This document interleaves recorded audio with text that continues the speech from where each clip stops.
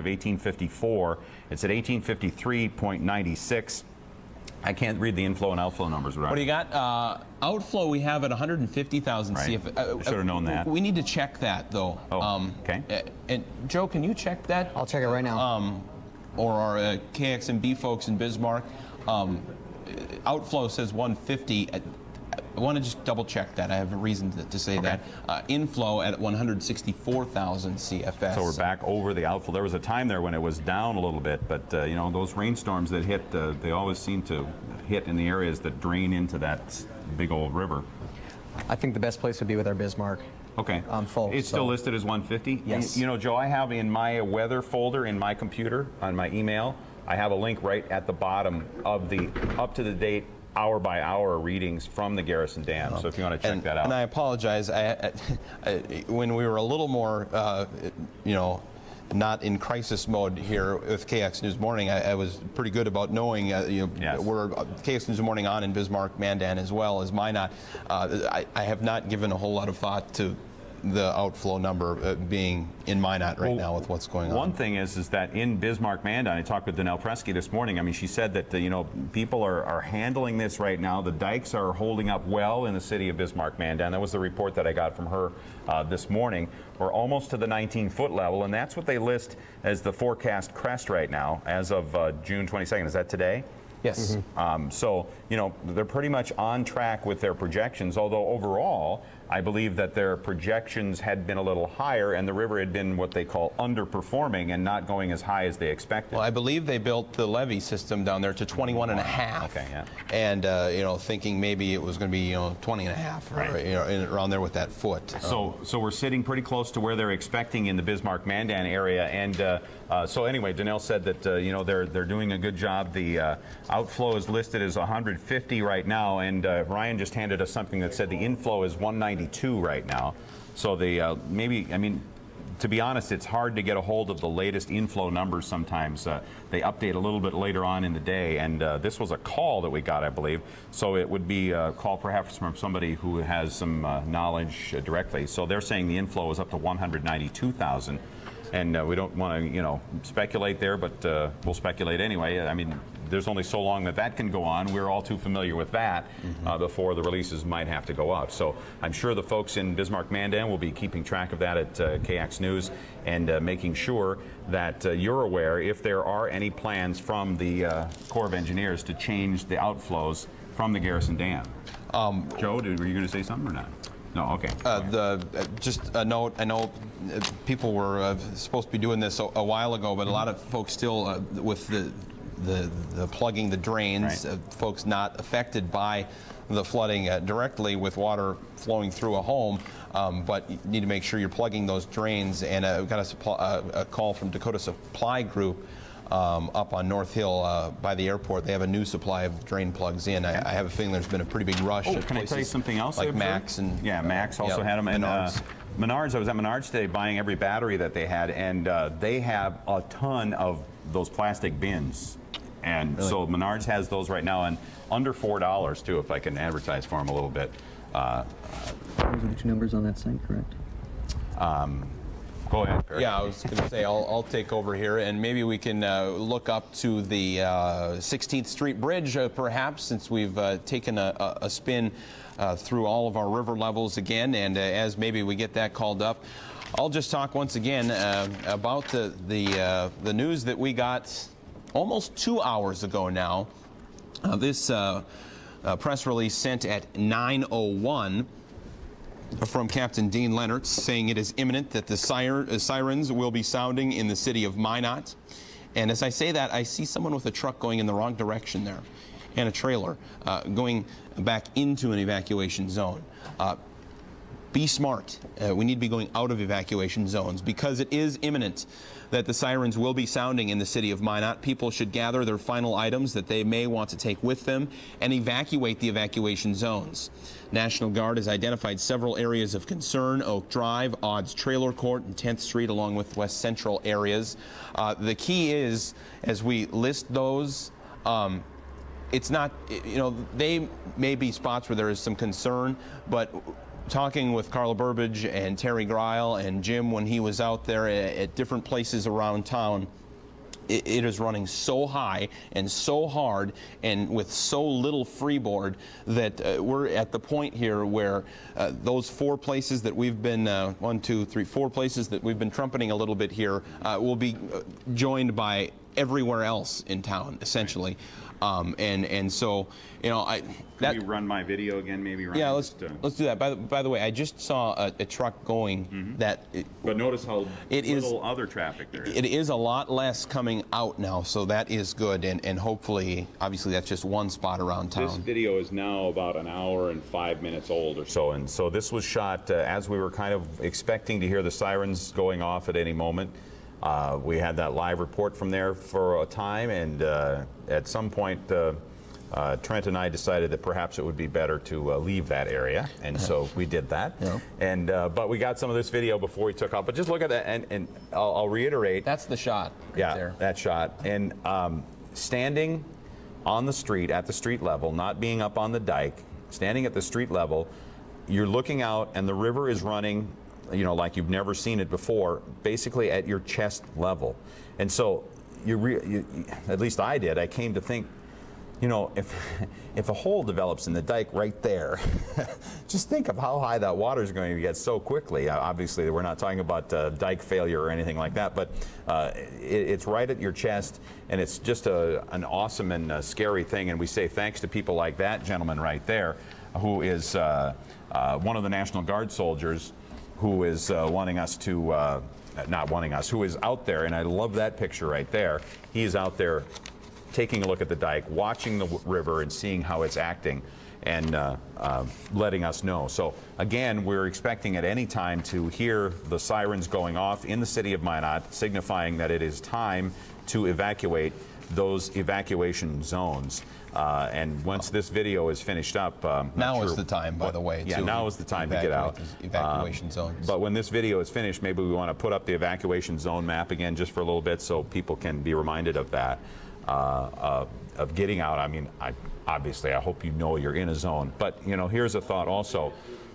Call friends and neighbors or Yes. relatives. If you have especially somebody who might be elderly or especially somebody who might have some sort of handicap, please call them right now and tell them if they're dawdling at all about leaving, they have to leave, or go down and get them, because we have to get the people out of those zones right there. And we will remember that Captain Dan Murphy of the North Dakota National Guard has told us that Black Hawk helicopters stand at the ready in Minot, ready to do any sort of evacuation rescue type work. And you know, that right there can kind of indicate how serious this is. They are prepared to do evacuations not by you know, car. I mean, if they would, if they could, but when they say we have Black Hawk helicopters ready to help with evacuation, And airboats. It can kind of signify the danger as well. And that's not a ride that you want to take, and that's not a ride that you want maybe your neighbor who is 83 years old or something, who has lived in her home for 65 years, who Doesn't want to leave. does not want to leave. And I gave a hug to a dear neighbor friend of mine yesterday who has, I refer to her as the queen of the neighborhood. She just was saying how difficult it is to see it again. She was there in '69, and it's so tough to know that, you know, maybe she won't be coming back to that spot. Yeah. And with emotions like that, we need to make sure that we are talking to all of those folks, and they are getting out. Take a minute and make sure your neighbors are safe. Absolutely. And also, as you said that, you know, the emotions that run with that, and saying goodbye and maybe not returning to the neighborhood. Your sister, my daughter, Carolyn, also lives nearby in the same neighborhood down in the Souris Drive area. And she said that, I mean, she thinks there are 3 or 4 of her neighbors who probably will not return. We're getting word those helicopters are up, and I, for one, have heard them overhead. Okay, so How many, but we've the helicopters are up, and I'm sure they're up Helicopter up. monitoring the river, watching Yes. for any sites where the water might be going over the top of the dikes. And as soon as anything like that is observed, I know we'll hear the sirens. And also up, and maybe just, you know, it's staging already, just in case, you know, when Moment's time notice. is of the essence, you want to be up in the air already. And that's the situation that we're in right now. May I also put out a reminder of our Facebook page, which is facebook.com/KXM or KX News Minot. If you go to facebook.com/KX News Minot, you can send us pictures if you have photos from when you were evacuating, or if you live outside the evacuation zone and you have some photos to share, or if you live along the Mouse River elsewhere. Go ahead and give us those photos, and Joe Goldaddy will put them up on the air. And we have a couple of photos too. Yeah, we have readied some from Alyssa Olson. We're getting a whole bunch of pictures in on Facebook of the river. Some of them humorous from the area, like a sign that says "No Wake Zone" outside, and soon selling the house. We're almost to the edge of the evacuation zone as we travel to the east. Let's look through that. When we get to the end of that, then we'll go on to our pictures that have been sent to us via Facebook, and we say thank you to all of the folks who take the extra time to make that happen. And also, Facebook has been a wonderful tool for trying to hook up with, offering help to move, and if you needed help, and that phase has ended. It can also be a great tool, and with the number of you who have signed up or have liked the KX page, just keep in mind that as things get going and as we work through this, also it's a great spot if you need help, if you're still looking for advice or information or things like that. Let's talk about Burlington and places like that. Dave Wrighton was just in and asked the question, what about Burlington? Well, we haven't heard anything officially from them, but if somebody from Burlington is listening, you could call us at 420-5482. 420-5482, or that number that you're familiar with, 852-2104. That would work also. And give us a call, and we'll put you on the air and get the latest from Burlington. I have to assume that they're about ready to move off of the dikes. Well, there. keep in mind, the evacuation for Burlington was 3 hours, scheduled 3 hours earlier anyway, was it? Noon, 6 hours earlier. 6 hours earlier, excuse me. So an hour away from it right now.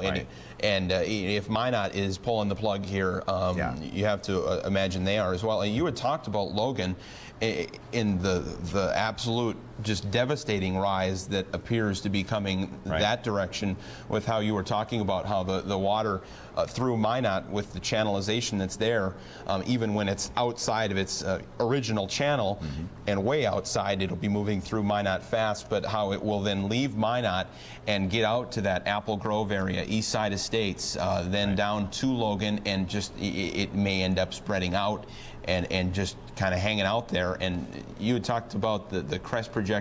Really, it had been bumped up a lot, and you're looking at it now. Yeah, it's at 37.41 is the current level. That's the highest that we've been. We're almost at the record there. It's about another 3/4 of a foot, but it's scheduled to go to 41 feet plus. And the old record was 38 feet. It's scheduled, I think, to go up to 42 feet. So it's supposed to be about 4 feet over the old record at Logan by Monday, Tuesday, Wednesday next week. Okay, so that's the current projection. As we've been finding, sometimes things arrive earlier than we think, partly because of rain that falls and all the kinds of the dynamic changes that happen in this river system. But so in the Logan area, we're getting close to the record level, and obviously be aware of the river if you're anywhere living near the river. And keep in mind what we heard from the folks up in Sherwood, west of Sherwood, from the Gilbertsons, yes. whose house I visited, and apparently their house now has some water in it, or I believe that was. I don't want to say it was that family. Okay. I know I heard that name in talking about who had been, who someone had talked to, type thing. But there was a home just a little downstream of the gauge. Whoever it is, I don't want to say that. And they were protected to. I can't remember the numbers, but they were protected to a number that I don't think they were real concerned about. And ended up with water. And there is water, and it still is coming up. Yeah, so keep that in mind as you're thinking that you're out of the way. Now, Sawyer had not had any forced, evacuations up to this point, and we haven't heard an update from them. And again, be aware. They were planning on building up the dikes there to add, 2 feet of freeboard is what that was going to do. I would assume that work is still going on, and hopefully it is, and hopefully it can be successful. We have no new number from Sawyer since last night at 5 o'clock, so it's a And just 24.47. think of this. And part of the reason is I think that the Public Works director, who I talked to yesterday, he's the one who has to go out and take the reading, and so he's got to try to do everything else he's doing and then run over and take the reading at Sawyer. So. If Sawyer is successful, and if any place Boy, I hope along they this can system is successful, absolutely. I hope the secondary dikes in Minot. That's where I was going as soon as we were done with this. If something like that is pulled off with an event like this, it is almost magical. I mean, it's almost Heroic. yes. I mean, when everyone is dealing with this and could possibly fail, and Burlington is holding out hope. I know we'll include them as well. I haven't heard from them today, but they had put out a desperate plea for trucks to help move sandbags. Right. And I That was assume just that this morning. that plea still stands. That was just not long Maybe 8 o'clock or so. before before this whole press Yeah. release came out. Right. But yeah, if anybody, be it this northeast quadrant of Minot or Sawyer or Burlington or your family home that's in rural areas, and somehow you've been able to win, I mean, it would just be amazing because of what we're dealing with. And the question comes to us from Carolyn, wondering about the secondary dike that they're trying to build and finish in time to deal with these flows. Now, you saw that this morning. Could we run that video, Ryan, without the narration necessarily, but we could run that video that Perry shot this morning. This was about, what, 4 o'clock? Yeah, it was probably. Go ahead, Joe. If I may, the Weather Service now has put out a flash flood warning for Renville County. This is That's just Mouse River in, Park, yeah. and they just said a rapid rise of nearly 4 feet was observed on the Souris River past Sherwood. Those along the Souris River through Renville County above Lake Darling should prepare immediately for rapid rises and possible evacuations. So that tells us that they've observed now, they've This gone out there and is put their own verified. eyes on it. Yep. And they know that the river is in fact as high as they are thinking it is. At Mouse River Park, they've stopped sandbagging and Yes. efforts, and they're getting out of there. They pulled all the sandbaggers at Mouse River Park as of just a little while ago, and just for the safety of all the people involved, getting them out of there. These, I don't know, these we keep struggling for adjectives, but these historic levels of the Mouse River right now are just almost hard to fathom. But this is the video that Perry shot this morning, and the reason I wanted to put this up was that you were there in person observing it as they were trying to build this levee up and needing to get it up, I don't know, what, 12 feet, 10 feet, something like that? I think 10 is low. A long ways. I think 12 to 15. I mean, So did you think they were making progress, or how was it looking? in the spots I was, yes. You know, this spot right here, which is right by the Broadway Bridge. Can we see absolutely. this on our webcam? And keep in mind The levee that's beyond the river at Broadway Bridge? We should be able to see the this. second one. Yeah, yeah. Keep in mind, this is just one section of it. This is the section that runs east-west, essentially. 4th Avenue. Yeah, on 4th. There is the other one that starts all the way up at University and moves down to the Broadway Bridge, and I have not laid eyes on that, so I don't Right. know what Okay. situation they are with that, so I can only speak to this area. Okay. And that east-west section of it, the western quadrant of it is up, I'd say, pretty good, and the eastern, you know, or maybe middle, because it goes way out there. We'll see that video here coming up in a few moments, and it's extremely high. We'll see that here momentarily. We are still in, yeah, there's Sammy's Pizza right there. Just, you know, when it's dark like this, I was trying to give folks a kind of an area to get your, you know, your wits about you, so you know where you are. You know, a lot of excavation work, obviously, and basically, you know, how it works is the big truck would come in. There'd be a side dumping truck. It would dump it there. That big machine would move right in and start moving it toward the dike. It would lift it up, drop it on the top, and then the Bobcat would come and move it over. And that's just how they just would keep going and going and going, building it up and seeing how strong and how high they could get it. I think the more incredible pictures are coming up here momentarily, and this runs like 8 minutes. So, Ryan, I don't know if you want to skip past a little bit or if we want to just let it keep going. We'll let it go. We'll just let it go. That's fine, but Yeah, I mean, there's a lot. And let me reiterate the flash flood warning that just was put out by the National Weather Service, and that is for Renville County, for you folks in the Mouse River Park area and elsewhere in the valley along the Mouse River. As of late this morning, the 4-foot rise was observed in the Mouse River past Sherwood.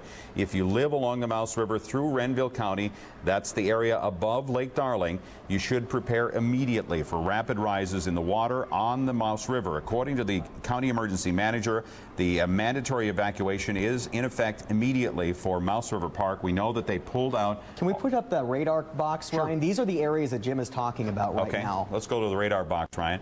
And you can see the mandatory evacuation ordered, and the warning, flood warning, is now in effect for the areas in green along the river. That's up, flashing, thanks, Joe, in Renville County, and then in the Minot area down through Sawyer and Logan and down to Velva. Now, this is covering, of course, mainly rural areas, but we do know that it includes the town of Greene, and it also includes the Mouse River Park area. So, which, by the way, they were working to sandbag today.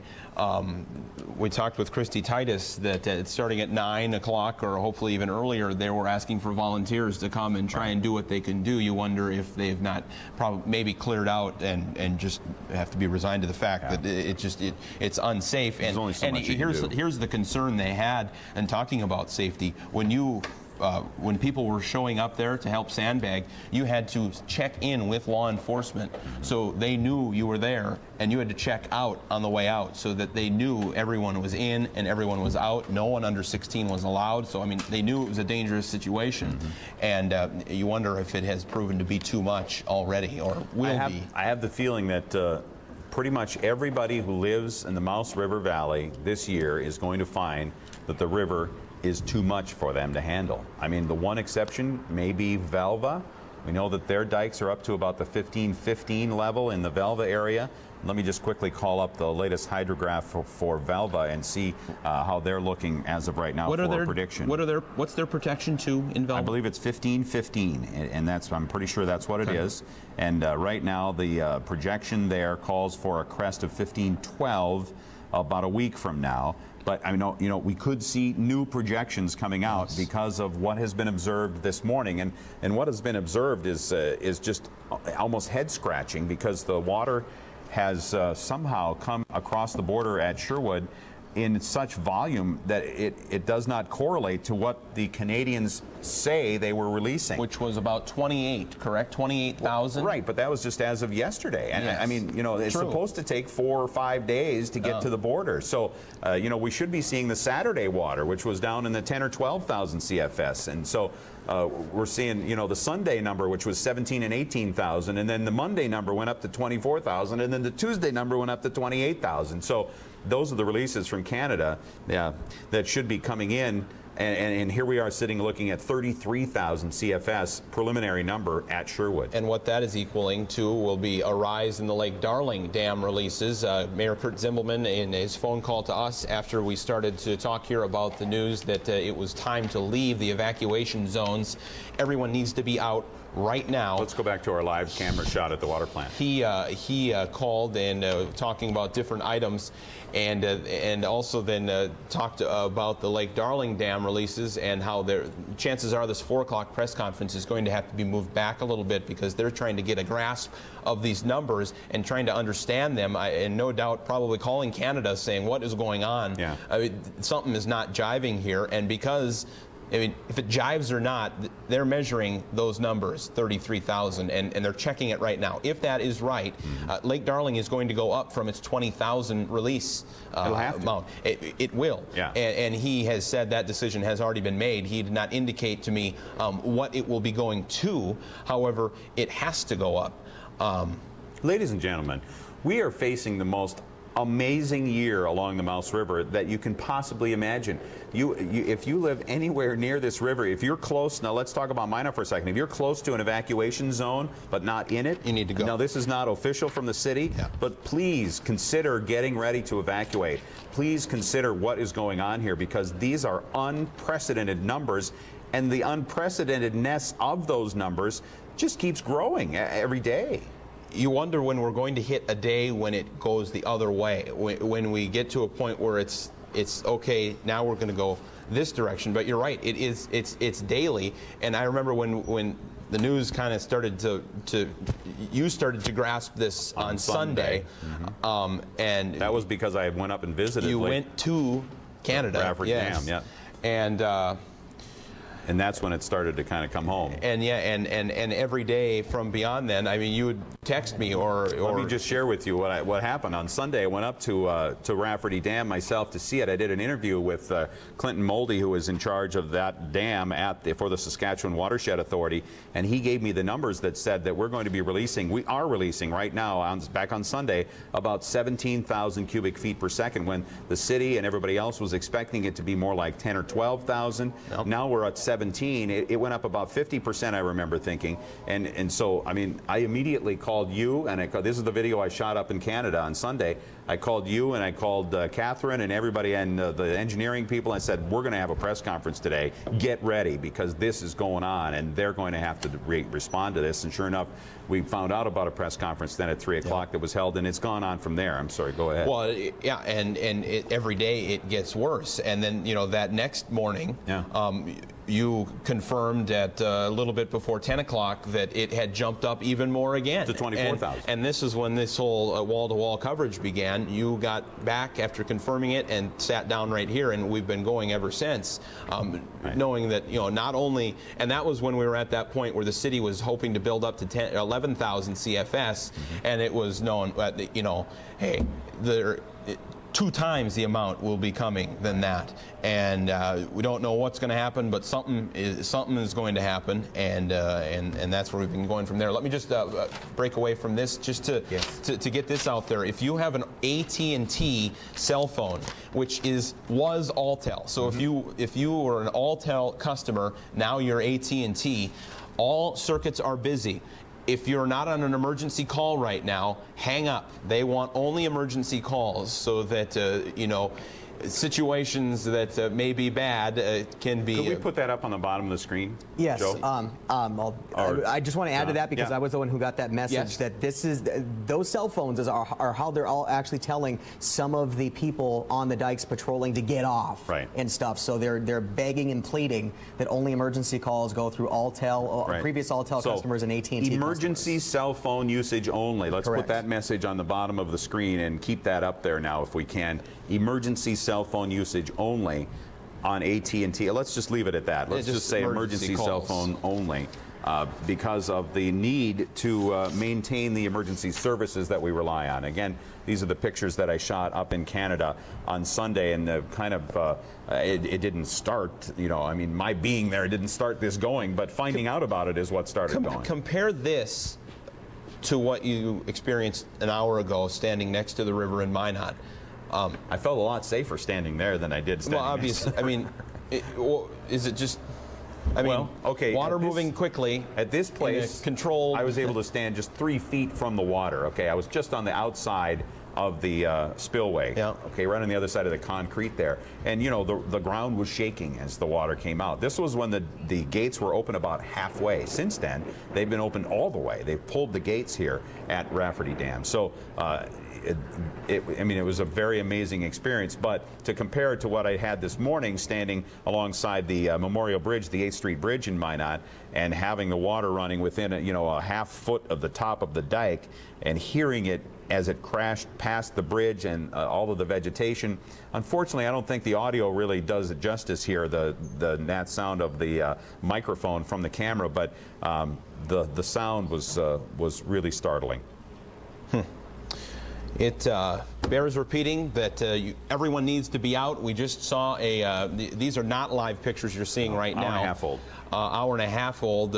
As we've been monitoring our camera on the top of Minot's water treatment plant, we've been seeing that very, very little traffic now. And obviously that's just one area of an evacuation zone. And we hope that people are getting out. And we had talked earlier about calling and making sure your neighbors are okay.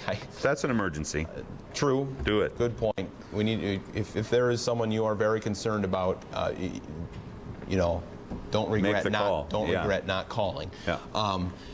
I don't know if we've heard that the Black Hawk helicopters are in the air. Haven't seen them anywhere or anything like that, but this is a live photo shot now, a video actually, and we see more traffic moving out. A lot of this traffic not carrying with it any sort of gear or any furniture or anything like that. So although there may be one right there. But we would. We're looking for new video, so it's going to be coming in here. Okay.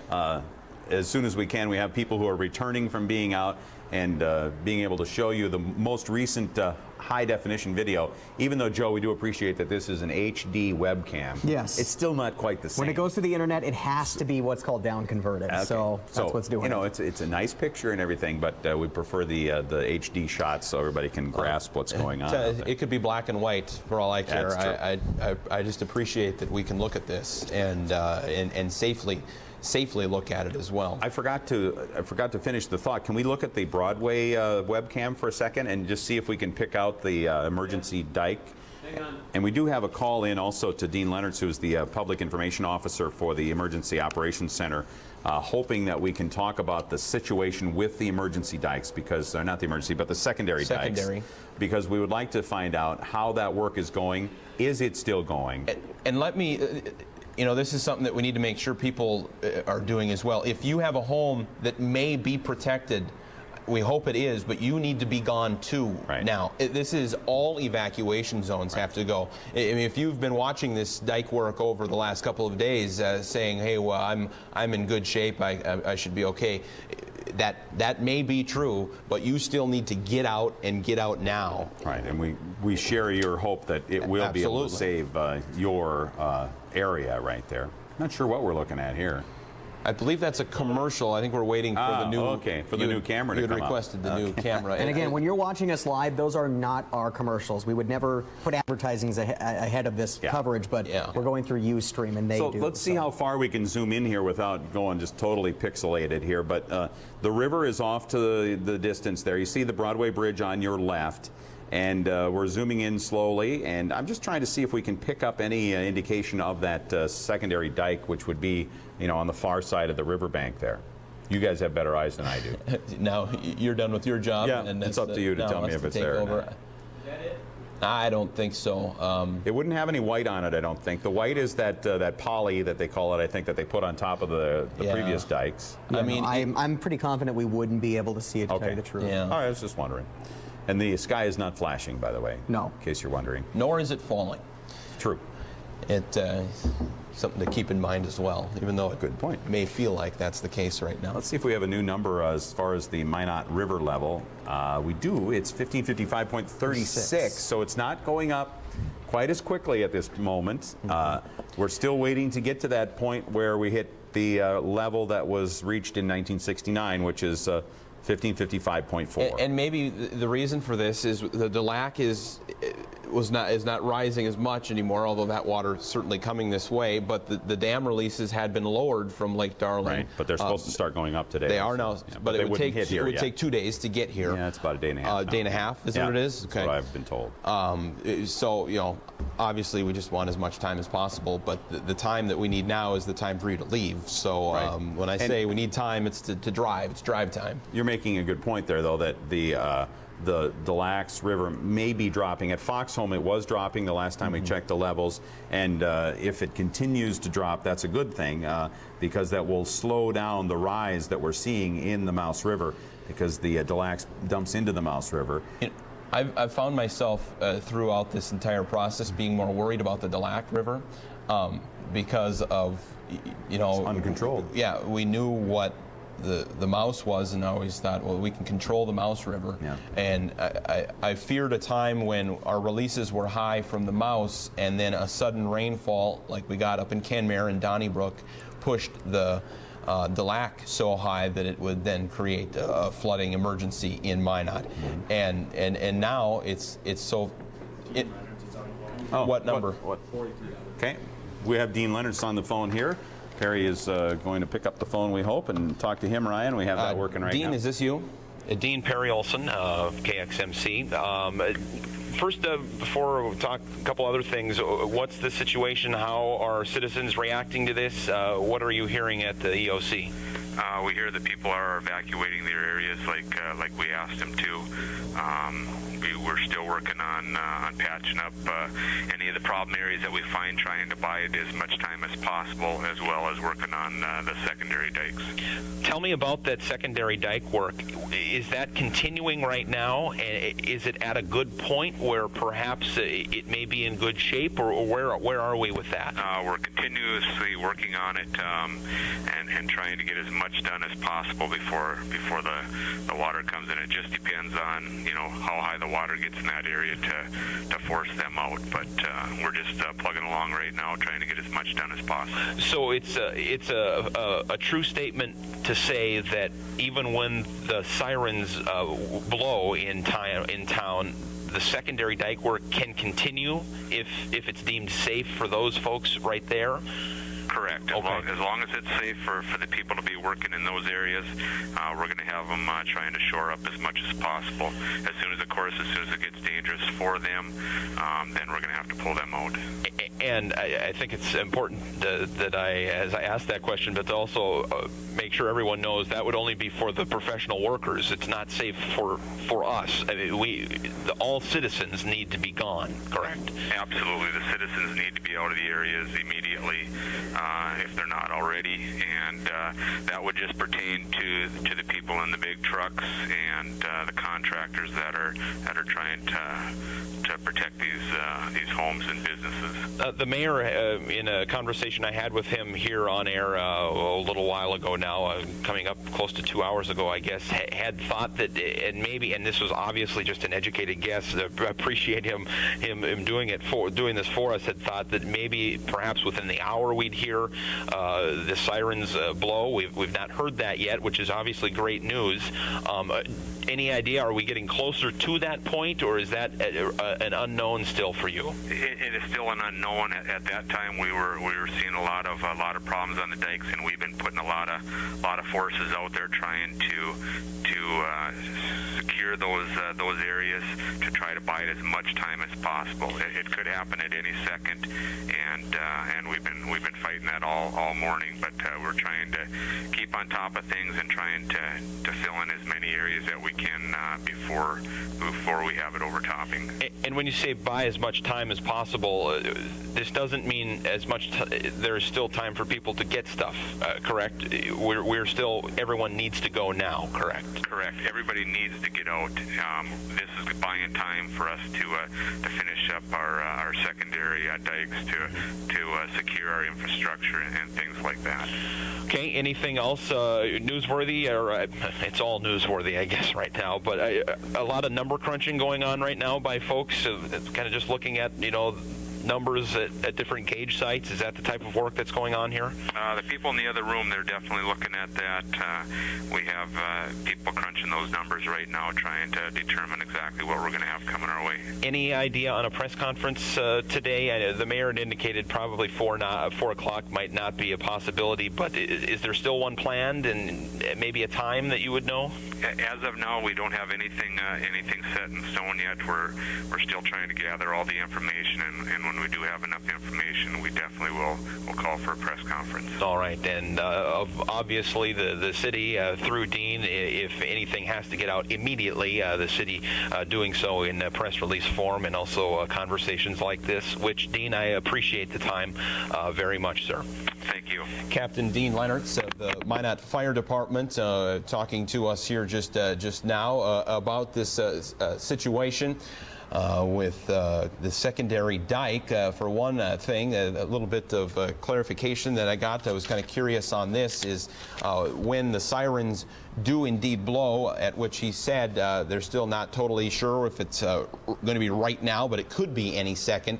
But he did say even if those sirens do blow, work on the secondary levee that you're looking at right now can continue if it is deemed safe for the crews, the big equipment operators, the massive dump truck drivers, all of the folks who are doing that work. If it's deemed safe, they will stay in the evacuation zone and continue to do what they can to build that levee up as high as possible to perhaps keep Broadway open, to perhaps keep 3rd Street open as a north-south route through Minot, and perhaps, well, if both of those two things happen, we're basically guaranteed that, that homes and businesses in all of Section 9, in most of 5, basically obviously anything north of that green line, and the north part of 6 that is on the top side of that green line could be spared of flood waters, which would certainly be fabulous news. And we were talking about what type of a magnificent accomplishment it would be if anybody through this Mouse River system in the United States of America is able to fight off the Mouse River, to trap the mouse, we could say, to beat the Mouse River. It would be a heroic effort because we're looking at numbers that have never before been seen, and I pray are never ever seen again. And not just high numbers and not just record numbers all the way up and down the Mouse River system, but records that will be absolutely shattered. We're not talking about breaking a record by maybe 1/10 of a foot or 1/4 of a foot. We're talking about 4 feet, possibly. We're talking about, in Minot, close to 4 or 5 feet as well. It is just staggering to consider what we're dealing with right now. And I would I feel for the folks, well, I feel for everyone, obviously, who will be losing homes, not just in Minot, but everywhere. I feel for those who have already lost their homes. I will be in that group along with a few of us here out at KXMC in just probably a few days. I also, you almost wonder the folks that are busy trying to figure out these numbers and crunch these numbers. They have to be shaking their heads. They have to be scratching their heads. Taking Advil, wondering how in the world the numbers that they are seeing, mainly at this Sherwood gauge site, are possible. We are at 33,000 CFS flowing over the Canadian border into North Dakota. 33,000. Now, we've been told it takes a few days for the water from the dam releases to reach the international border. On Saturday and Sunday, those releases from the Canadian dams were nowhere near 33,000 cubic feet per second. And yet that is the number we're seeing right now. We talk about this fearing, and hopefully not. Hopefully it's moving faster because there's more or there's some logical explanation. But you would fear that if a couple days from now, if we're seeing 33,000 now, a couple days from now, it could be more than that. Who knows if that's the case? We all just have to wait and see where these graphs go. I almost think it will be. How can it not be? Like when you were talking about with, how many days does it take? Is it 4 days? Clinton told me when I was talking to him it was about a week, but then I talked to somebody who seemed even more knowledgeable about it because Clinton's expertise is the dam operations. Yeah. And he told me it was more like 4.5 or 5 days to get from the dams to the U.S.-Canadian border. Which puts us at Saturday, Saturday. So from Saturday to Sunday to Monday to Tuesday to Wednesday, that's right now, 4 days, okay? Yep. So I would think that we're seeing the Saturday water, but I mean, if we're seeing the Saturday water and the reading is correct, then that means, either they were sending more water than they said, or a whole bunch of water has joined into the river along the way because of rainstorms of the last few days in southern Saskatchewan, which there have been. And a whole lot. Yeah, I mean, an incredible amount. So I don't know. Those are the possible explanations I can come up with. Ryan, is Galen's story available right now?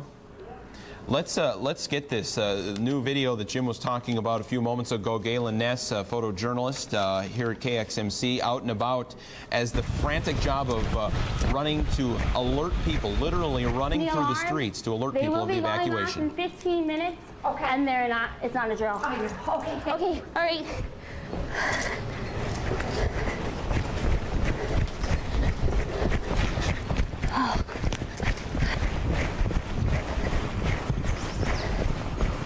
I just got confirmation that they're gonna sound the alarms in 15 minutes.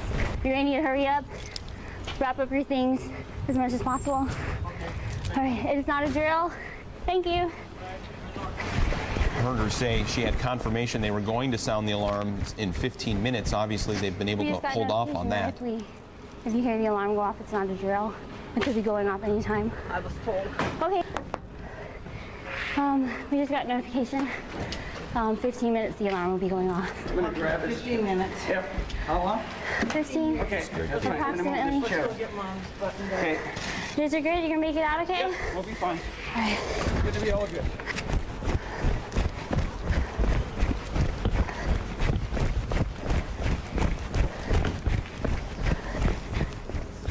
Will be fine, what he said. I didn't hear it. Yep. I hope so, and I hope that he's on the way out. And no doubt he is. And you know, she was making the announcement to those folks, and I don't think could hear it, that confirmation that the sirens were going to go in 15 minutes, and then she also added, "This is not a drill." Check out that shot right there, Tom. It's you know, obviously thanks to the Guard again. I'm getting a greater appreciation for the work the National Guard is doing in Minot. Oh, man. Where was this at again, this video Spectacular. from? Galen, I need to know where that was. Where are we? No, Okay. Yeah, we want to do it. No, you talk to him. Where and when?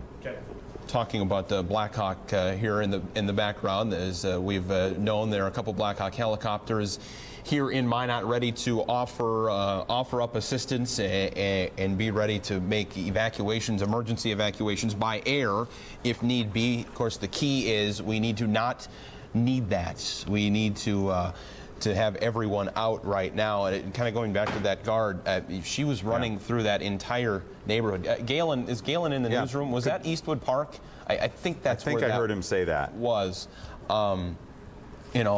She was just flying all over the place and, running in those boots. Galen, Eastwood Park, is that where that was?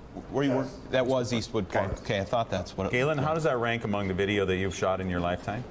It was great.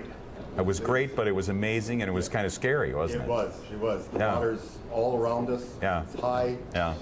And these National Guard people are running as fast as they can. And they're to warn. incredible, and we appreciate their efforts. And I was just going to make the observation. Go ahead, Galen. Just tell us a little bit about what you observed as you followed her around there. Well, first of all, I'm in no shape to run with I noticed you set the camera down. to run with somebody like that, but it was unbelievable. I had I don't know how to explain it. Did you see? Were you at any spots where you could kind of see the river? I mean, how was it looking? Well, I went by my own house there, and which I'll have some footage on coming up in just a few minutes. The water's coming over my bridge down there, and the Ness Bridge. Yeah, the Ness Bridge. Okay, well, thanks, Galen. We appreciate that. And I was thinking, Perry, as I was watching that, we appreciate all that the National Guard does to help us out. And I'm not speaking negatively about them in the least, but what would your reaction be to being at home and having this out-of-breath guard person come up to the door and say, "You got to get out of here"? I guess I'd take it seriously, huh? Well, I would. I wouldn't ask questions. No, absolutely. I would be out of there, and you have the feeling. I mean, I went to bed last night wondering if I would hear sirens and. Me too. I was considering staying here all night. Yes, and so the warnings were out there for people, and I think as they were doing that work, no doubt they knew at the forefront of their minds that I'm sure they were almost waiting to hear something, whether it be the sirens. And I would be so thankful if I had that warning from the Guard, and that's what they're doing. And 15 minutes. That's good. And hence, we've had how many 400 now? I can't.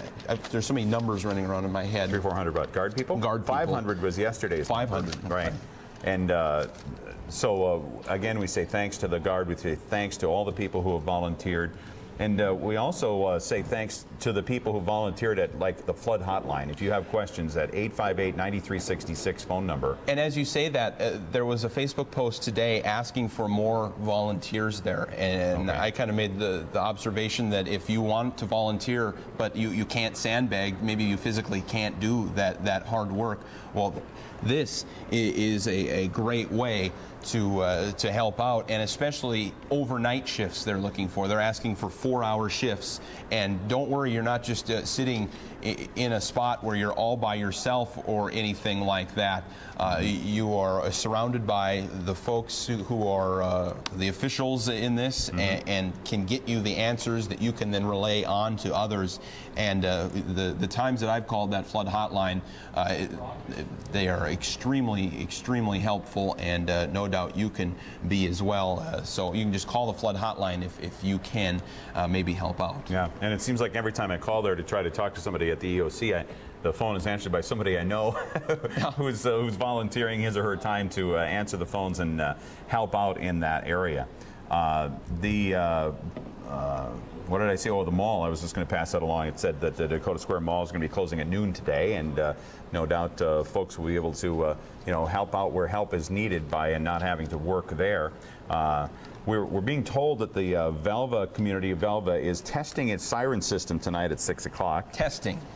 Testing its siren system tonight at 6 o'clock. And that's Velva. And there Velva must be a reason for that. Yeah. As Paul Harvey used to say, just what, not why. The Velva community is testing its siren system tonight at 6 o'clock. And so that's what we know about that. Now we're taking a look at those evacuation zones, and actually more specifically the secondary dike. And I'm sorry I was off talking to CBS when you were talking to Dean, but what did we learn about that, Barry? Well, we learned that even when the sirens blow, whenever that may be, and it still has not, if it's deemed safe, the contractors, the heavy equipment operation will continue to build up this secondary levee, obviously meaning the work is continuing now. It is not done. And we made the point that it's just the contractors and the heavy operations folks who have the A-OK to be there. It's a dangerous situation for them as well.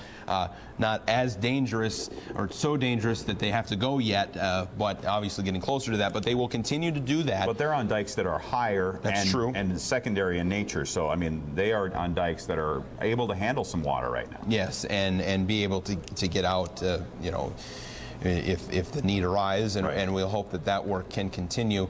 He also indicated that no press conference time has been set as of yet.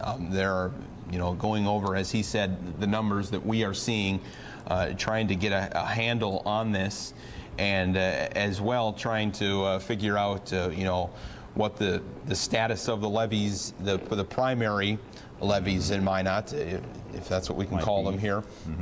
The primary emergency levees, just to see how they're holding up, and if the sirens do need to go. And we don't have this message on the screen anymore, and maybe the situation is improving, but it still bears saying that only emergency phone calls right now, please, with your cell phone. AT&T, which was Alltel, is the information we had for as to what carrier, but I think it's just a good blanket statement.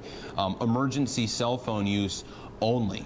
And as Joe pointed out, part of the reason that cell phone communication is how the EOC, the Emergency Operations Center, it gets in contact with guard soldiers walking out there, and knowing the situation on the dikes, and knowing when they need to be off the dikes, and stuff like that. So that's why you need to be careful with your cell phone use. Do it as okay. as, Gee, as I got an little as update from the possible. mall. It says they're not closing at noon. Okay, sorry about that. We had a rumor. We had a post on Facebook that had said that, and I thought I maybe had seen it as a reliable source, but I'm sorry, I'm wrong about that. Sorry about that, Chuck. But yeah, the Dakota Square Mall is open. you wonder what type of, how many people are out there? Who knows? Yeah. You're pointing at something. I have no idea where you are. I am pointing right now at the prediction for the Sherwood gauge at on the Mouse River, right where the river comes into the U.S. from Canada, where it is currently at now we're told 35,200 cubic feet per second, and that's considered to be observed data according to the National Weather Service. I don't know that it means it's been USGA tested, but they're saying it's at 35.2 cubic feet per second now at the Sherwood gauge, and expected to go over 42,000 CFS at the Sherwood gauge. Can we over zoom- 42,000. Can we zoom in here on this, just so we can get a better look at the CFS numbers on the right side of the screen? And again, ladies and gentlemen, when the Missouri River, when the Garrison Dam releases were up in that 40,000 range, that's when the the danger alert was being sounded, and they had to watch out. That's on the the mighty Mo, on the Big Muddy, the Missouri River. This is the little tiny Souris Mouse River coming in from Canada as the Souris turning into the Mouse, and they're telling us it's going to be 43,000 CFS at the border. So amazing. And we talked about how Lake Darling Dam would have to be increasing its outflows. Just think about that. If that 42,000 moves into Lake Darling, and the number that we've been told, we know it's going up, but we were told 20,000 was going to be the top. That would not even be half the amount of water that would be coming in. It's scary to think of the numbers that may be moving our way through the Lake Darling Dam. We have some new video to show to you here. Terry Greil, we remember we talked to Terry on the phone here not too long ago. He was at the bridge on 10th, I believe, east of Arrowhead Shopping Center. And here we have the video for you, east of Arrowhead, as it says. And this was the bridge that has been closed for quite some time. This is a route that has not been traveled for quite a while. Look at Look across the river there. yeah, right there. It's very, very small level of freeboard left. All the guard soldiers walking and no doubt concerned about what they're seeing. I believe that's the railway bridge right there, which will be way, way underwater as well, like everything else. Amtrak service, by the way, totally done in North Dakota right now, and Minot for a long time. Yeah, there's another aspect. We saw a lot of garbage right there. We were told that the city was going to be coming through and trying to pick up garbage and go ahead and put it on the corner. And I did it. He did it next to me. I know Nobody has as much garbage sitting on the side as I do at the curb. That's true. My entire neighborhood did it. I don't doubt that basically the entire town did it. There's some right there. If it's not able to be picked up, which, they're not going to be out there in the evacuation zones after it's unsafe, obviously. It is going to be a mess. Obviously, the water is the worst, but and who knows what extra garbage may be created by this. That may be a drop in the bucket by the time it's all said and done. Let's go ahead and roll this again as well. Galen Ness was out. And, with audio. Yeah, pretty amazing video as the guard The alarms was out. They will be going off in 15 minutes. Okay. And it's not a drill. Okay, all right.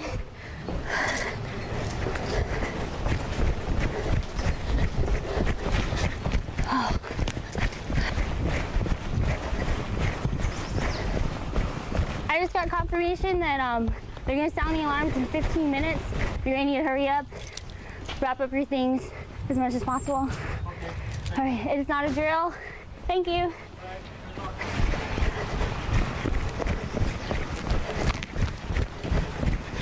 We just got notification that if you hear the alarm go off, it's not a drill. It could be going off anytime. I was told. Okay. We just got notification. 15 minutes, the alarm will be going off. I'm gonna grab this. 15 minutes. Yep. How long? 15. Okay, that's fine. I'm gonna move Approximately. this chair. Go get Mom's button down. Okay. You guys are good? You gonna make it out okay? Yep, we'll be fine. All right. Good to be all good.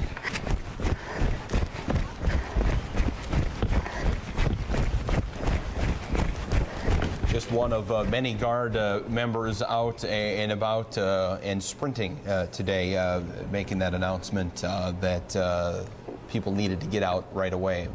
You want to talk Sure. releases here? Lake Darling Dam, just an update for you on where that stands. That, of course, is the last line of defense for the Mouse River for Minot and, you know, for Burlington and Logan and Sawyer and Velva and all the way back on up into Canada. The Lake Darling Dam is currently at releases of 10,000 CFS as of right now. Now, I just want to go historically a little bit. They were at 8,000 releasing overnight. At 7 this morning, they went to 9,000. Just now, they went to 10,000 CFS. At 5 p.m., they go to 11,000 CFS. And at 10 p.m., they go to 12,000 CFS. So in the course of the day, they will have increased their outflows from the Lake Darling Dam by 50%, from 8,000 up to 12,000 CFS over the course of the day, about 12 hours or so. So more water's coming, folks. And the numbers are going to go much higher than that later. Yeah, but that's what we know right now. The 20,000 is the number that we were told yesterday, and now Mayor Kurt Zimmelman informing us that that number will not be the high point. Right. It's going to go higher than that.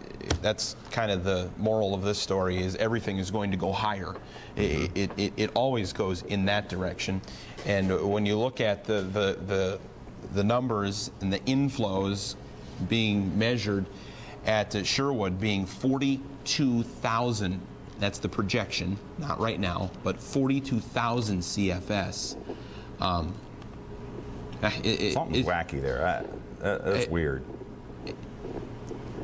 Yeah, it's not very. I don't know what direction to take this here, but it is. And you know, you look at, you know, the record release for the dam was what, 5?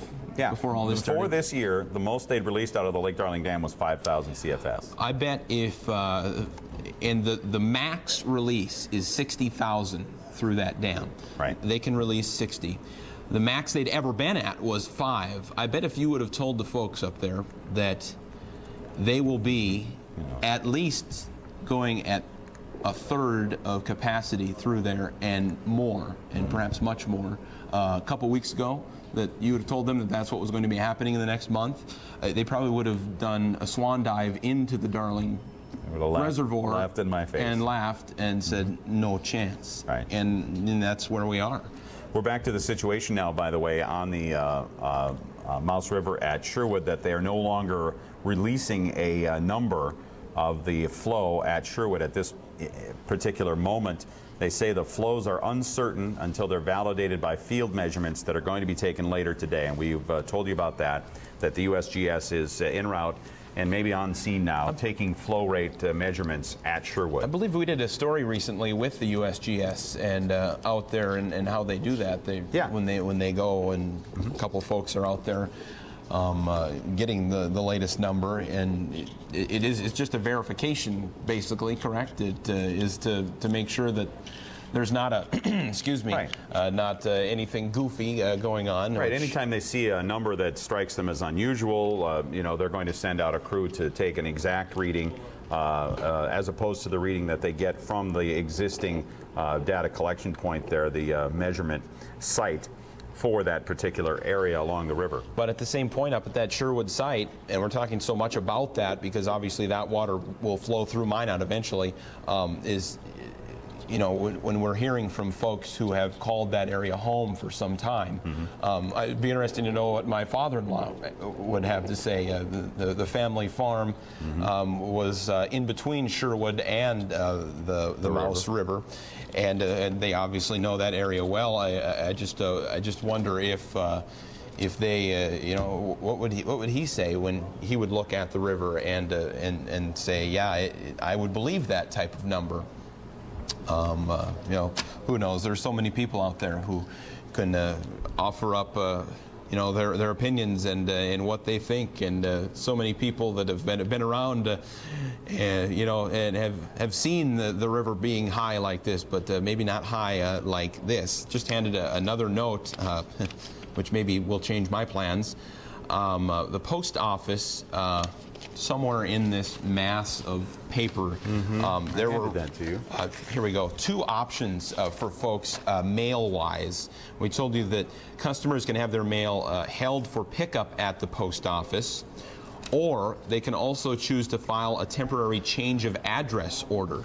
And the post office has called us, and they are not recommending the change of address form. That's what I was going to do, and send my mail that way. They'll keep finding you, they're saying. Yeah, they're saying they're going to keep it, and you just have to pick it up at the post office, which will be one of the most busiest post offices in the United States of America.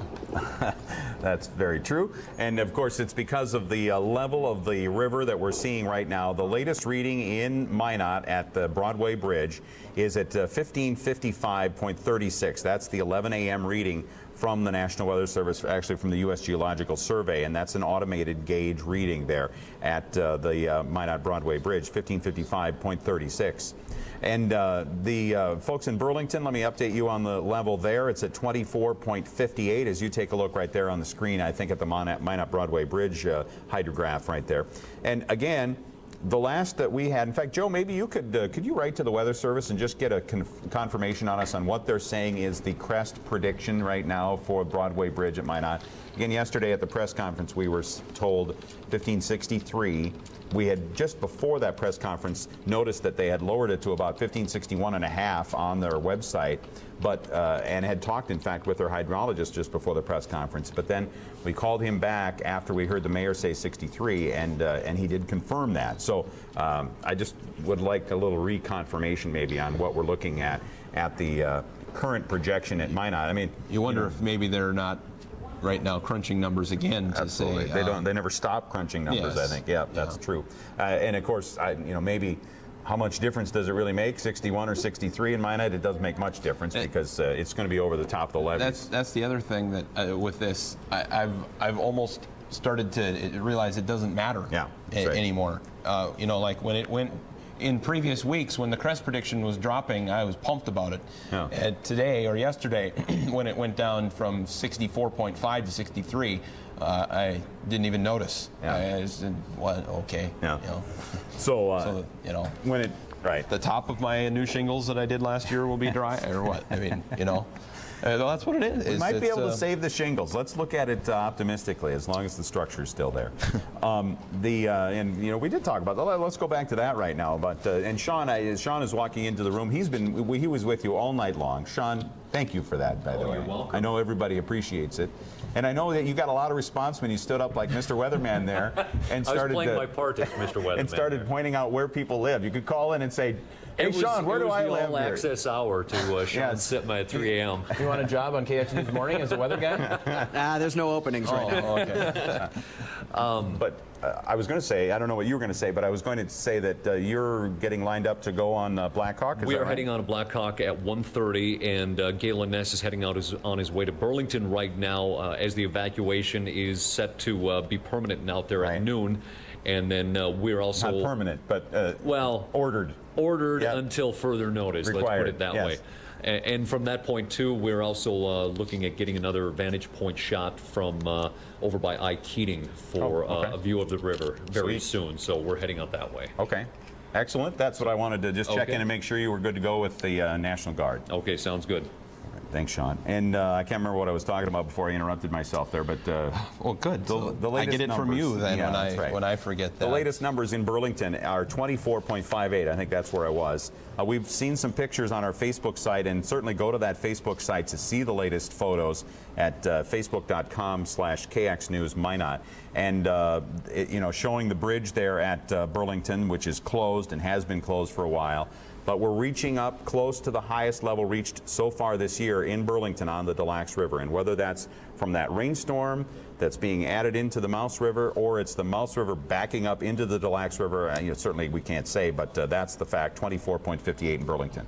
And that would be an indication of how high the mouse is. Has that happened before this year with backing up? Oh, I think it always happens to some degree. To some degree, it's going to be more now. Yeah. When you have a large river being met by a smaller river, I think that's a normal fact of hydrology. Logan is at 37.41. I just want to update you on that. The Boy Scout Bridge area 4 miles west of Minot is currently at 21.61, nearing the 10,000 CFS level now at the Boy Scout Bridge. They're at 96.90. And of course, up at Sherwood, the level is at 27.17. What was the old record at Sherwood? Do you remember, Perry? Oh boy, was it 24? that may be correct. That sounds pretty close. Joe, can you check that? The Sherwood. I got it. Oh, we've got it here. The old record was 25.8. Almost 26. Okay, 25.8, and we're at 27 plus right now. So we're well into record territory at Sherwood. You know, we're at a point here as we look at the 16th Street Bridge and see a car going the wrong direction. The wrong direction. I don't know if maybe that's the police or something, or a guard, or hopefully that's what that is. We talked with Alan Magoo of the Red Cross yesterday, and said, you know, we're talking about the shelters. And where are the shelters? We have the Minot Auditorium. That's the one I know about. Are there others? We could go to Red Cross, Minot, or MinotRedCross.org. Is there one at the Dome? I haven't paid as much attention about that, but I know the auditorium. I know the auditorium. And Alan Magoo, and Alan, if you're watching, and I'm sure you're busy, but if you have an opportunity to maybe call the newsroom here at 420-5482, 420-5482. We could maybe get Alan on to talk about the situation, because yesterday morning he indicated how really everything was slow because people were working to evacuate their homes. Well, now that this order has become official and everyone has to get out right now, I wonder if a place like that is not filling up extremely fast. Just to kind of talk about that process. If maybe you are find yourself stranded somewhere right now and hearing this, maybe you're driving around listening to us on the radio. You know, that's a place to go, is the auditorium. And we could talk a little bit about that. You can also call the Red Cross, and they'll tell you, and that's 852-2828 if I remember correctly. 852-2828 to call the Red Cross. We can't find it on their website or on the city's website at the moment, unless I'm not seeing something. But you're correct, Jim. 852-2828. Okay, so you could call the Red Cross if you need a place to find shelter, and I'm sure that it's going to be getting very busy now. Yeah. I'd heard that like 700 was maybe the estimate that CBS, the story that I did this morning, said that about 800 people were expected at the evacuation center or centers. I don't know where that number comes from, obviously. But they did an interview with Red Cross, maybe with Alan or somebody at the Red Cross. National, yeah. So 800, I wish I would have put this number down. Alan told me the amount of people they could handle at the odd. I think he said it was 300. About 300, yeah. So he said if they get more than that, they'll open up more shelters. And no doubt the Red Cross, he said they're getting plenty of volunteers as well, and numerous volunteers and people willing to volunteer. And he also indicated that this is the type of thing that is going to cost a lot of money to make sure that people are comfortable as possible, and to have all the basic needs met. So if you are in a position where you can make a financial donation, if you go to the Red Cross website, and you're on that spot. Can we put that Red Cross website on the... We need a Facebook picture also grabbed, John, or Tim, or who's working the CG machine? Yes, me. Whomever, go to Facebook right now, please, to our site. And not far down from Michelle Tweeten-Schmidt is a picture of the basement that she says is full and ready to hit the main floor. And we're going to show you that. It's not too far there. I thought I saw it. Maybe not. It came a minute ago. Let me refresh. Okay. Yeah. So we'll refresh that page. I mean, so many things are coming into our website right now that it's almost hard to keep up with it all. But I just happened to click over here and look at the picture. It's right actually there. the second right one there. is what I have. There you go. Okay. Yeah, there it is. Oh, wow. Yeah, oh wow is right. And so from Michelle, we appreciate your sharing this with us. Can we I zoom hope in you're on safe that? somewhere, but this is a picture of her basement. The basketball's coming out of the basement and headed for the main floor. Where's that at? It doesn't say. I'm hoping that we'll get an update on where this is. I'm trying to remember. I think we've had a picture from her already, and boy. Well, there's a memory test. Yeah, and I don't even want to guess. What happens if I click on her name? Do I find anything out? It says lives in Minot, North Dakota, but so from Minot somewhere. Yeah, Then. so, Yeah, but it could be a relative's house. I mean, you know, we don't know what it is. And obviously, just because it was posted a couple minutes ago doesn't mean it wasn't taken, you know, Eric said it's near 27th Street. a couple hours ago. Near 27th. Oh, is that that's one of the it. folks from the Yes. 27th? Must be. Oh, Yes. she's the one who's got all my golf balls. Yeah, it's right on the left side of number 11. It's the reachable par 5. Exactly. I said that earlier, and I got a couple of comments that not reachable, not for you. I said, Yeah. but yeah, they live just just to the west of the golf course. That's, of course, I remember it now when I hear it. Yeah, so pretty incredible picture there. So yeah, well, we certainly share their frustration and feelings about what's going on there. Let me just give you a little bit of an update on what's going on. For we have viewers. I think we're on in Bismarck and Dickinson right now as well. So all 4 of the KX stations are on with our coverage here because we're expecting. 3 hours ago, we were told that the sounding of the civil defense sirens was imminent. Now, obviously, that has not happened yet, but we're still being told that now is the time to evacuate from your area in the evacuation areas in Minot. Is that a picture that we can get on the air? If we can get our control room to go to facebook.com/KXNewsMinot, latest picture. Let's just look at this together here. They're working on it Very here. possible. Our main page, you may need to refresh it. A picture just came in a moment ago. 5th Avenue and 12th Street, it says. And I'm not going to say anything. I'm going to let you guys look at it and see what you want to say about it. That's not seepage. That's not seepage. If you look at the left side of the picture, once it comes up, we'll show you what we're talking about. The second one down, make and that big right there. This is water coming over a dike in Minot at 5th Avenue and 12th Street. And you can see it on the left side of the picture. You can see the water is pouring over that dike. Now, many times we see water collect at the base of the dike, and it's usually seepage or it's even runoff from rain or something. But in fact, all along that dike, you can see spots where the water is coming over the top of the dike. 5th Avenue and 12th Street Northwest is where this is right now. And so, folks, I guess we can say officially we have photographic proof that it has begun. This is the water now becoming part of the valley of Minot outside of the riverbanks, running through the heart of the city of Minot. From Whitney Hay, again, just to show you how important our Facebook site is, facebook.com/KXNewsMinot. And we did get a confirmation from Michelle also that she lives next to the golf course, and that was at 10 o'clock this morning. She took that picture of her basement that was filled up with water. And, just to finish also that off. says, for those who may know Michelle, that all are safe, which is good. At her to brother's hear. house. Yes. Yep. So. Okay. But again, Whitney just sent us this picture. Let's keep it up on the screen for now. This is at 5th Avenue and 12th Street Southwest. We can put that up maybe on the lower third there just to identify the location of this. Help me think of the landmarks in this area so I can place it in my mind. Well, 5th Avenue is... it would be north of 4th Avenue, obviously. 4th, and 12th is... Boy, I tell you, 6th is on... Well, yeah. It's over by Sean Sitman's house. Oh, okay, sure. It's near Sean's house out there, and it's actually not that far. I guess I was at the 8th Street Bridge, so it'd be 4 blocks west of where I was standing back at about 9:30 this morning. And so this is water that is now coming over the city's levee system. And I have to believe that at some point very soon we're going to hear the sirens. We're going to hear the sirens. Because, as you mentioned, go ahead, Joe. Stuff showing up on Burlington. Reports from a scanner. Burlington residents are asked to move. We'll see about that. But Well, the then Burlington evacuation time is now passed. Okay, Noon. but and they're now saying police are forcing residents out as Absolutely. they're going Yep. and And checking they said out. they would Just so go- you know, the sirens are sounding right now. Where? In Burlington. Okay. And not Minot. In Burlington, we have reports. Okay. We're verifying, and that's pretty much what it is. I'm Okay. sure. So. So Burlington, of course, noon was the time, and maybe they decided to sound the sirens at noon to indicate that that was the time you had to be out of your home in the mandatory evacuation area in Burlington.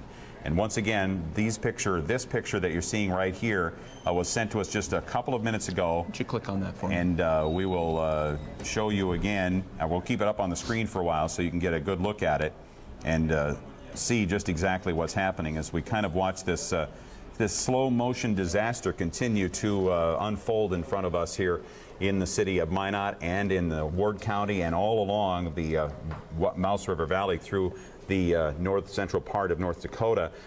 Mouse River Park, mandatory evacuation is underway right now, and also all the Renville County areas. Alan's on number 479, so we'll talk to him briefly. Let's do that. Let's talk to Alan Nagu real Keep quick. this shot on the screen so we can see this. Alan, Perry Olson, are you there? Yeah. Hi, Alan. Thanks so much for the time. We'll do just something quick here. I'm assuming when we talked to you yesterday, you said that folks were a little slow coming into these the spots that you are running with the Red Cross. Evacuation centers, are they picking up now? And maybe first off, where are the evacuation centers for people? Sure. The first evacuation center we have set up right now is the City of Minot Auditorium. Now, the important thing to know there is because the building's so big, you got to go to the north side door. Okay, north side, which should be kind of the back side. Right. It's near the where the old armory is. Where the armory is, yeah. Yeah. How many folks can you handle at the auditorium? Well, we anticipate we can handle at that location right around 300 people. Okay. Are we seeing an increase in folks there now, or? Oh, definitely. My guesstimation when I left there was that there was way over 100 there. And if we hit that 300 mark, which is possible, is there another site that's open right now, or is there one that's planned, or what else do we have? As we speak, we are working on getting the Minot State University Dome open. Okay. However, what I want to caution, though, is we won't be up and functional until I'm guessing around between 3 and 4 o'clock. Okay. So we don't want to send people there expecting that, we're going to be there when we won't actually be open until, I'm saying 4, that's what I will say. Okay, so we're thinking 4 o'clock with the dome. So if folks are driving, listening on the radio, hearing this, and need a place, the auditorium is there. What type of work can you do for folks, and what do you need from them when they arrive, if anything? Well, what they need to do is bring anything that's important. Of course, their important papers, any medications they have. What we do is, as soon as a person comes in, we check with them to see if they've got any medical conditions and what we need to be concerned about or work with them on. And then once we get them checked in, we get them a place to sleep. And we've got, meals coming in every single day, 3 times a day, plus all kinds of other foods. A lot of it's been contributed by the community. So safe place to stay and some food. And we have some other services there as well. And volunteers, you need volunteers to help with this? It's no doubt going to be a long-running ordeal here. It is. We're expecting this to go on for a couple of weeks. So the types of just drop-in volunteers that we have, because normally we train our people. They go through classes. Yep. What they can do for us is they can help us out during lunchtime, breakfast time, dinner time when we're feeding all those people. Okay. And they can help out in other jobs that we have around either one of the shelters. The scope of this disaster that's about ready, and we now have photographic proof. I don't know if you are seeing a TV, but we have a picture of water spilling over the Mouse River in Minot right now, sent in from someone. This is going to be devastating and massive. Are you expecting? Are you getting help from the National Red Cross with this? So many times folks in Minot I know have done so much with call center type stuff for disasters elsewhere, and now here it is at our front door. Are you getting national help? Oh, we definitely are. Right away is all the chapters in North Dakota, excuse me, have been great at coming forward and helping us out. We have a structure set up throughout the state of North Dakota that allows us to work together, and we got a lot of great volunteers right across North Dakota. They're going to be here first, and then of course we're going to get those people from all over the United States, including national headquarters. The Red Cross is an agency that works very closely and works very well together, and I expect that we're going to have some very good crews here to help all people in Minot, North Dakota. All right, Alan, thank you very much, and I'll just recap saying the auditorium is open right now. Go to the north side door. The old armory is right there, and the MSU Dome, a second location, should be open at 4 today. Alan, thank you very much. I appreciate the time. Alan Nagu with the Red Cross giving us that update, and he said, yes, people are really starting to pour in right now as the water starts to pour over into the streets. And again, the picture you're looking at on your screen is 5th Avenue and 12th Street Northwest, a little ways west of that Memorial Bridge, west. So it kind of, the river is, it's before the river is turned and is heading east there, I believe, is the area that we're talking about here. And this is water that's coming over the top of the dikes right there. Thanks to our Facebook friends for sharing that with us. And also, go ahead, Perry, what were you going to say? I'm just trying to picture it in my head here, right where we are. Nothing. Yeah, the river kind of runs north and then it kind of makes that easterly turn there. And it's before that easterly turn is what we're saying. Right. Okay. And I'm quite sure that's what it is. I should have asked Sean when he was out here because he lives right in that. This might be very close to his house, as a matter of fact. It could be extremely close. Yes. Yeah. And so these are the first photographic pieces of evidence that we have that the river is topping the dike system in Minot. Of course, it's not like this is real quote-unquote news. We knew it was going to happen. It was just a matter of at what point it was going to happen. Throughout yesterday when the evacuation time was at that point, Wednesday night at 10 o'clock, I was looking at the hydrograph after sitting down in the chair here and hosting our coverage. And I was saying, at that point, the hydrograph was saying that the river was going to get to 1556 at 1 a.m. on Thursday, and our evacuation time was 10 p.m. on Wednesday. Just a 3-hour window there between the evacuations ending and the river getting over the dike level. Well, now we're finding the dike level is not as high as we thought in some places, and it's coming over well in advance of that previous deadline. And coming over well, basically we're at that same level, but officially we are lower than 1969, which was 1555.4. Well, right now we are at 1555.36, and that is the last hour. We're about 9 or 8 minutes away from getting that updated spot. But yeah, that was kind of the number, and it was a question that I'd asked a couple of times, wondering, if anything was there, or if the officials, the Corps mainly, had an idea of what level of protection we were at. And obviously, it's different through, the system. You're doing the work, and it's going to be up and down a tiny little bit throughout the whole system, and no doubt this is a part that is just a little bit lower, and be interesting to watch. It's also a spot that can be tough to get out of, which is why it's so important to be out of there. It's not too far from where you were. That's right. And big water puddle that I had to drive through there. Yeah, it was quickly growing. It circles around, and then after it makes that turn to the east, it then turns a little bit south, and then eventually gets over by like the Remax area, over by that secondary dike that they're still working on right now. That's one of those spots when we heard Mayor Kurt Zimbelman talking about, way back when with the when we did this evacuation the first time around, it was, he was concerned a lot about being able to get out of places, especially with the bridge closures. And that's kind of the type of thing that this spot is. Yeah. It's just a tough spot to go. Joe's got his hand up. Joe. Yeah, sorry, I'm just raising my hand here. It looks like Danny sent a Facebook message into KXNews Minot just a moment ago. She said that's not 12th Street. It's 5th Avenue Northwest on Seaton Drive on 11th Street. Which would be right on the other side. On the other side, of correct. the river. Okay. Yeah, so that's where we're looking. So we're looking across. It's basically the same area. It's about the same area. But it's on the west side of the river. She just wanted to let you know that is the other side. It's leaking out of there or overflowing. Appreciate that information. Yes, absolutely. And also, again, now just to recap, we have been informed by the folks at the Emergency Operations Center that we can expect the sirens to be sounded at any time. At 9 o'clock this morning, we were told it was imminent.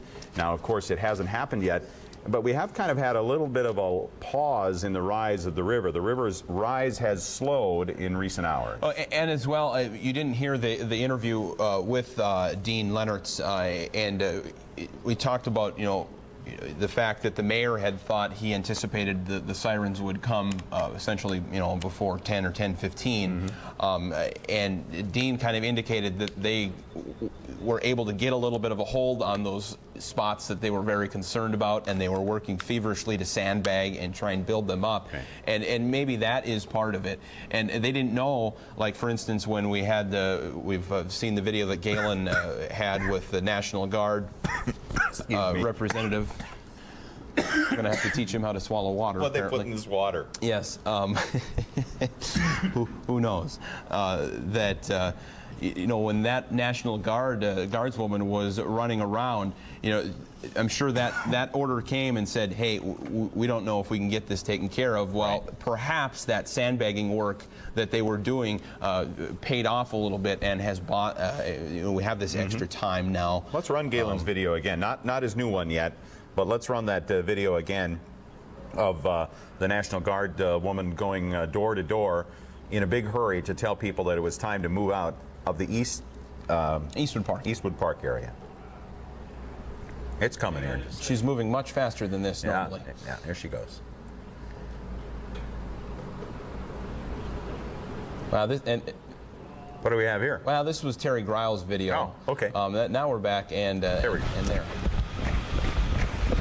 The alarms, they will be going off in 15 minutes. Okay. And it's not a drill. Okay. Okay, all right.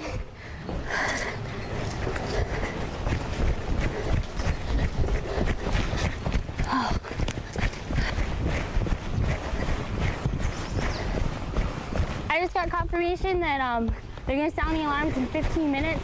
You're gonna need to hurry up, wrap up your things as much as possible. All right, it's not a drill. Thank you.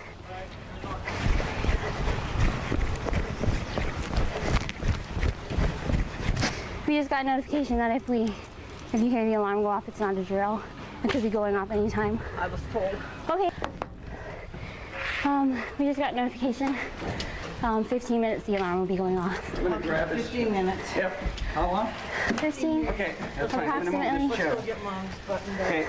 You guys are good? You gonna make it out okay? Yep, we'll be fine. All right. Good to be all good.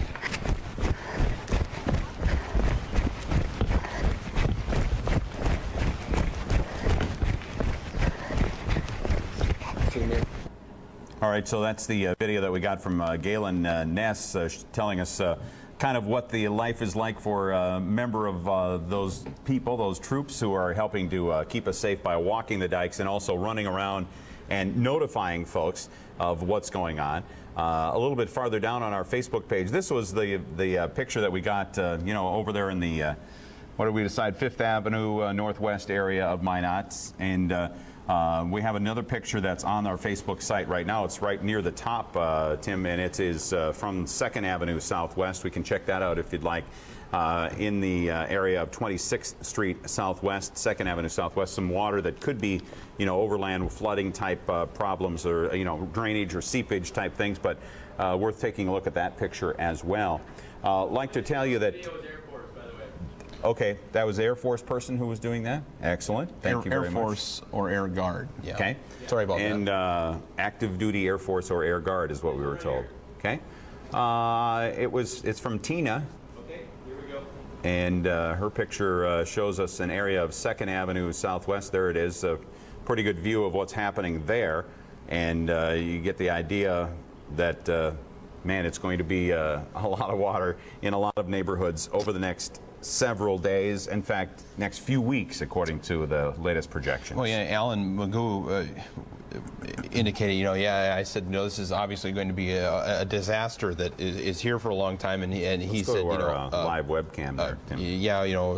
We have to be ready for a few weeks of this. I mean, evacuation-wise, it may be months.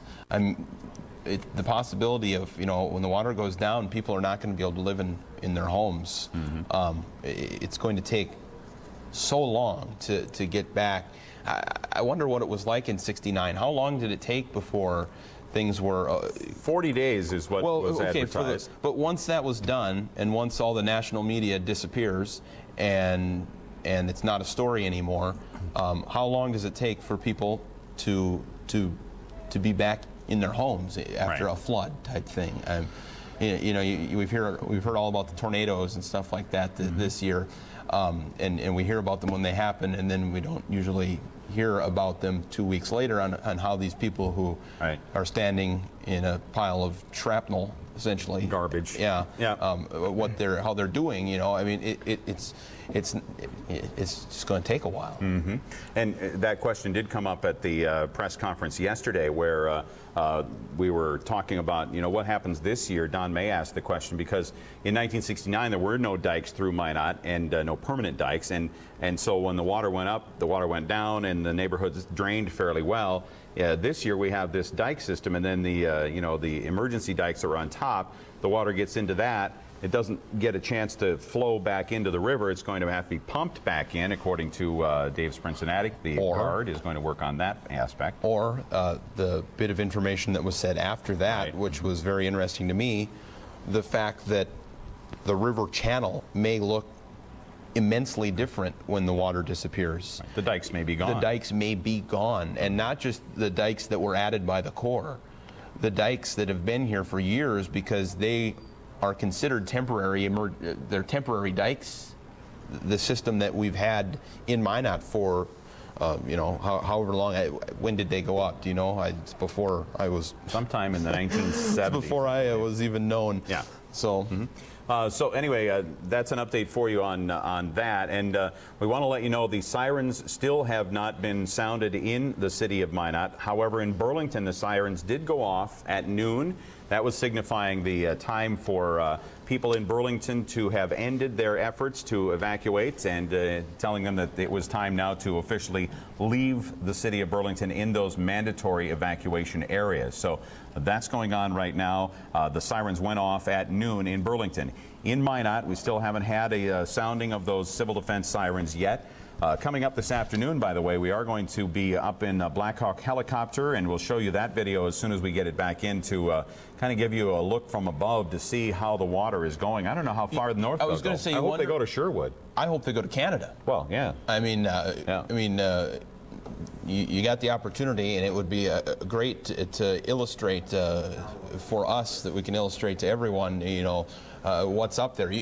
I remember hearing the mayor has said it. I think Jerome Grunberg has said it. Mayor Kurt Zimmelman and Burlington Mayor Jerome Grunberg saying how when they got up into the air, they kind of, you really get an understanding of how much is out there. And it would be wonderful if we can get all the way up there and show you by video what the eyes in the sky will be seeing. Absolutely. We had asked the question a little while ago about the crest prediction for Minot, which was, you know, there was some confusion. Is it 1563? Is it 1561 and a half? John Paul Martin at the National Weather Service in Bismarck has told us that they really haven't been able to pin down an exact crest number. They're kind of giving a range now of 1561 and a half to 1563. That kind of tells you just how difficult it is for the experts to get a handle on what's going to happen with the river as the river level continues to rise and the flow level continues to rise. Is it safe to say that we almost want it to be higher, a higher number now? The flow crest, or the crest? The crest, because with so much water coming, if it's a higher number, does that indicate that it's moving slower, or is that not true? If it's a lower number, does that mean it's moving faster? I don't think you can draw that. We can't draw that conclusion? No, okay. Latest number from Burlington, I think this number equals now the highest that we've had so far in Burlington on the Des Lacs River, and that's 24.64. 24.64 on the Des Lacs River in Burlington. At the Minot Broadway Bridge, we haven't received the 12 noon reading just yet. West of town at the Boy Scout Bridge, the 11:15 reading, they do them at the quarter hour there, was at 21.61. 21.61 with the flow at 9,690 CFS in that area just to the west of Minot at the Boy Scout Bridge. At Logan, 37.42 is the noon reading there. Sawyer is not updated automatically. Let me just see if we have a new Sawyer number from today. The last Sawyer number earlier we looked, it had come in yesterday. And we see that the new number, the latest, is still yesterday's 5 p.m. reading at 24.47 in Sawyer. expecting, though, to hit that 26.8 level. Joe, maybe we'll take a look at the river levels while we continue to talk here and just kind of run through those for the folks. Again, we can tell you about the Lake Darling Dam and the plans there. The dam is currently releasing 10,000 cubic feet per second. Overnight, as you slept, I hope you slept, or maybe evacuated your home. Yeah. Overnight, 8,000 CFS was coming out of the dam, and they increased that to 9,000 this morning at 7. They're at 10,000 now, at 11,000 at 5 p.m., and then tonight at 10, they'll go to 12,000. And then beyond that, increases yesterday, we were told, would go up to 20,000 cubic feet per second. And that would be happening early next week. Now, the mayor told us this morning in an interview that we had on live, the mayor told us that we are going to be seeing numbers higher than 20,000 CFS coming from Lake Darling Dam as a result of these high flows coming in from Canada. That number that we had up on the screen from Sherwood indicating a record level coming in from Canada, from the Canadian dams, the Rafferty, Alameda, and Boundary dams. Here are the numbers at Burlington and at Foxholm, and you can see how things are shaping up there. That Foxholm number, of course, is directly related to the releases from the Lake Darling Dam. And then northwest of Minot, it's 21.61. The number at the Minot Broadway Bridge, and let me just do a quick check to see if it's been updated in the meantime. I think this automatically updates, though, right, Joe? Yes. Yeah, and it's still 1555.36, and that's an 11 a.m. reading at the Broadway Bridge. And again, from John Paul Martin at the National Weather Service in Bismarck, we're saying that the crest is kind of in a range they're giving us now between 1561.5 to 1563 early next week sometime, or about a week from now. So that's the latest on the crest that, it tends to change over time, and that's the latest explanation of where we stand on the crest predictions for Minot. Logan, we talked about this several times, but I want to repeat it that the Logan crest prediction is now in that record territory. Of course, we're in record territory pretty much, well, in fact, all up and down the river, but this was a newly increased projection for Logan, and it is at what, 42.2 is the crest projection for Logan, 42.2 on the 29th, which is next week, a week from now. And again, they only project out a week, and it's still going up at that time, so I'm not sure if they might move that up higher. And again, that represents a level that is 4 feet higher than ever recorded on the Mouse River at Logan. So you can be aware of that. As we go downstream from that, Sawyer, as we said, we don't have a new one from Sawyer lately. I pushed the button. No, there it is right there, 24.47. That was at 5 o'clock last night. At Valva, they are at that level of 1508, almost 1509, and expecting to stay within the dike system, which can go to 1515 or so.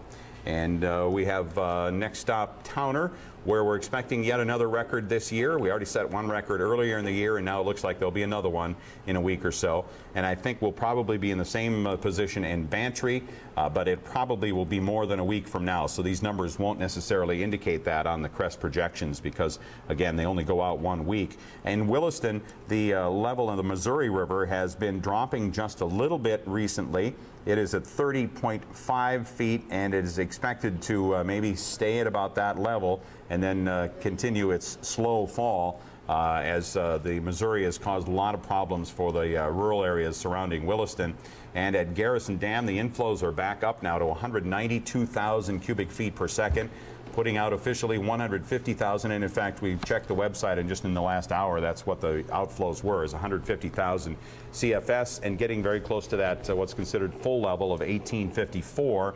And downstream on the Missouri in Bismarck-Mandan, the official gauge reading stands at 18.9 feet, very close to the projected crest happening today in Bismarck. That's an update on those river levels for you, Perry. News that the National Guard is doing something, and maybe this was always planned, but what was going to be done in Burlington, they were talking about how when you were to check in at City Hall in Burlington, and then they would go to your home and they would mark your home with some sort of tape or ribbon so they knew that you were gone. Well, that's now happening in Minot. The National Guard is hanging ribbons on homes that have been evacuated so they can be assured that there is nobody around or in those homes. Again, that's happening in the Arrowhead location. I'm being told, and I know, I don't know what this is. Trinity Hospital has issued a code green. And I just wrote back and I said, meaning what? For their employees, more so less, in the mode that they will be in to serve people coming into each department or area of the hospital. They might have to extend their shifts. Is that the Yeah, and I idea? don't know exactly, but that's what I was getting information on. It's more so information for the workers of Trinity Hospital, but just know that if you go in for a medical care, as far as we know, you're going to get the same thing you expect. So. Yeah, absolutely. And I know. I think there's a code white during a blizzard, a snowstorm, and so this is a code green that has been put on at Trinity Hospital, and it is an emphasis to the workers to be ready for the possibility of dealing with cases that might come in an unusual number or unusual way. So that's what the code green means for the folks there. Tim, you mentioned that we had some new video. Is that right? Photos. Or not video, but photos. Let's do that. We have a couple of things that we'll call up on our Facebook site as soon as you finish looking at some of this video. And we haven't yet seen, what's this? Live. Oh, this is a live shot where? This is a view from Keating Furniture's parking lot down into the Mouse River. Okay, and you see that truck backing through the water that's there. That's kind of that back road, I think, that goes over toward the railroad offices, right? See we'll have the Sioux Line, or not the Sioux Line, but BNSF. Amtrak depot and Yeah, all that. right. And so we're looking at a live shot here is what this is. This is a live shot for you of very close to the Broadway Bridge in Minot. And this looks like a regular HD camera that we have out there, right? this must be a full-fledged camera we have there. And we have those other live cameras that you can also check out on our website at facebook.com/KXNews Minot. Tim, we can go ahead and call up those aerial photos that you were telling us about, and I'll let the people with better eyes tell me what we're looking at. All right.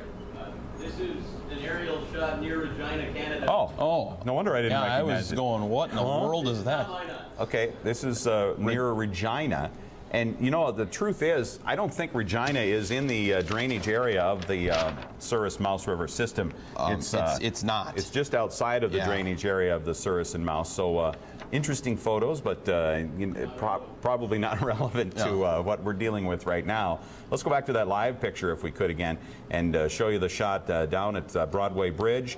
There is a look at the bridge itself and some folks standing up on the bridge. Do I see there? I believe so, yeah. That's right by the gauge. The gauge site is a little to the left of this picture we're looking at here. And what I was talking about is that this road that is in the foreground on the bottom travels down to the east there, down to the BNSF. I was struggling to figure out where we were, but now we're looking northeast, going to the north now. Yeah. Still awaiting a new river level as well. Still the 11 o'clock, the official from the USGS and the National Weather Service. So. Okay. That does a nice job of showing us where we're looking. Can we continue to go left on this picture, or to the west, in other words, or are we blocked by something? We'll see if they can hear us and answer that question for you. But this is the live picture that's coming to you, and we think it's important to bring you the live shots so you can see what's going on around the area.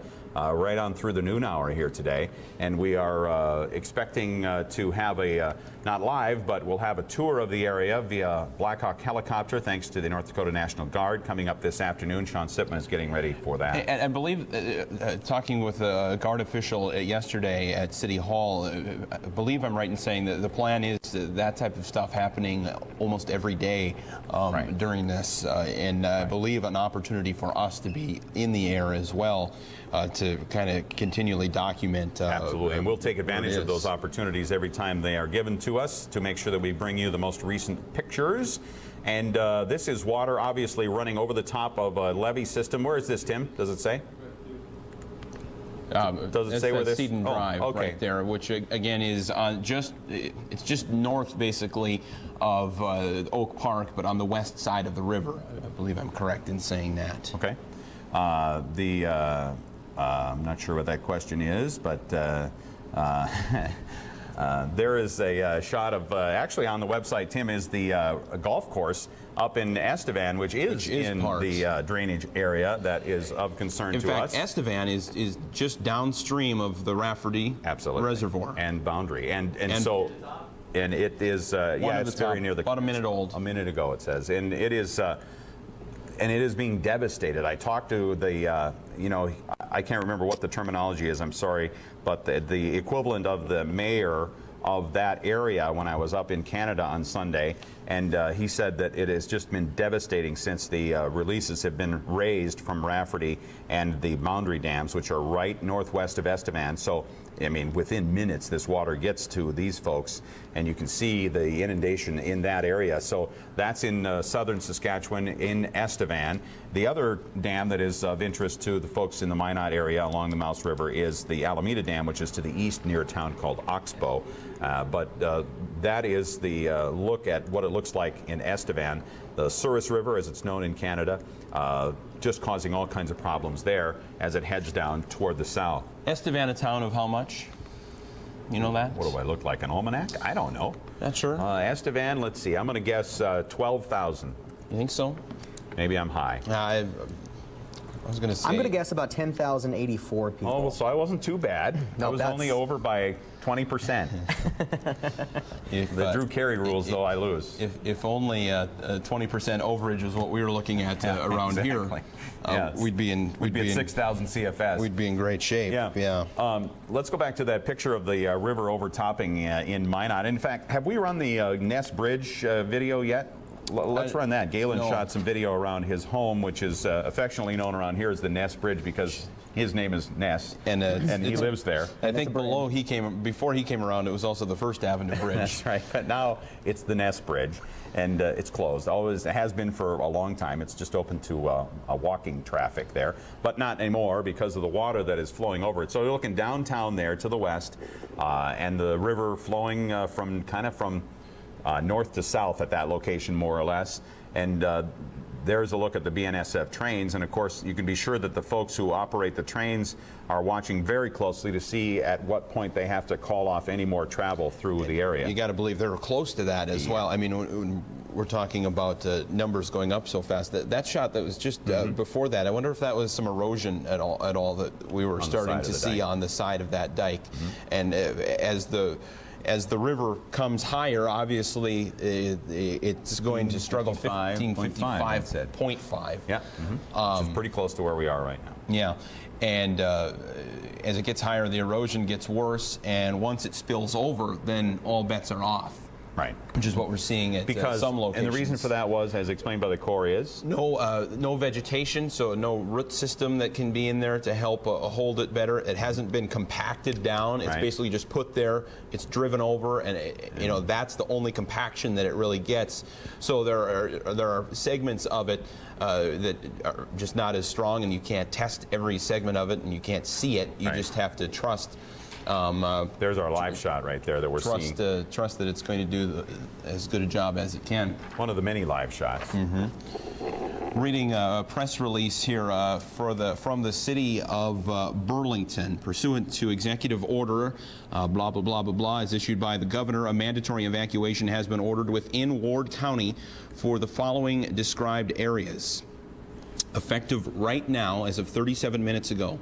All areas between Country Club Road, which is County Road 15, and Highways 2 and 52 from Burlington Dam number 1 to the Highway 83 bypass. That's what they said. The governor said that exact thing yesterday. The Burlington Project area lying along the Delac River north of the city of Burlington. Also that. The area lying north of Burlington and west of Country Club Road, which is County Road 15, within the Mouse River Valley from Burlington to the Upper Souris National Wildlife Refuge. Okay, we hadn't really heard that officially. No, that's a big area there. In the city, it's sparsely populated too. I mean, once you get past the outskirts of Burlington. Go ahead. Yep. In the city of Burlington, those areas north and east of Davis Street and the areas north and east of Parkside Drive. And you can go to burlingtonflood.com. We can do that, and you can see that map there. We can show it to you. Same map that we've been showing you. Yes, nothing new there. And then let me just read this before I read it out loud here. But the 6 o'clock time, everything we just said there, you have to be evacuated right now. Effective at 6 o'clock today, those areas downstream of the city of Minot downstream the city of Minot along the Mouse River within the inundation area shown on the Ward County inundation map found on the Ward County Emergency Management Flood Information page. And that's a site that we have been showing you very, very often over the last couple of weeks. This evacuation order is effective immediately. Not that one. That is a 6 o'clock one. The others are obviously there right now, and all of them we just have to wait and see until it's rescinded. And of course, the governor of the state is the only person who has the authority and the ability to do this because these areas do not have a home rule charter like Minot does have, that allows the mayor of Minot to make that decision, which obviously he has done. And now we've reached that point where there should be no traffic anymore in the evacuation zones because it's time to be out. And, in Burlington. And Burlington as well. Go ahead, Joe. Oh, I just got a post of exactly who that was running door to door in the video from Galen, and just the information is there on Facebook. I'm writing something else and I can't read it. I'll have you look that up. It was posted about 30 seconds ago. But amazing work being done. Staff Sergeant Shireen Blaze, I believe you'd probably say it, B-L-A-S, and she's from the 219th SFS. Strategic something Squadron. There you go. Something Squadron. Special Forces? Oh, well, maybe. I don't know. But thank you very much to her and, of course, to all of them. We don't want to just single her out. But she was the one who was putting on the miles there. Yeah, and we're looking at it right now. In fact, let's listen. Wrap up your things as much as possible. All right, it is not a drill. Thank you.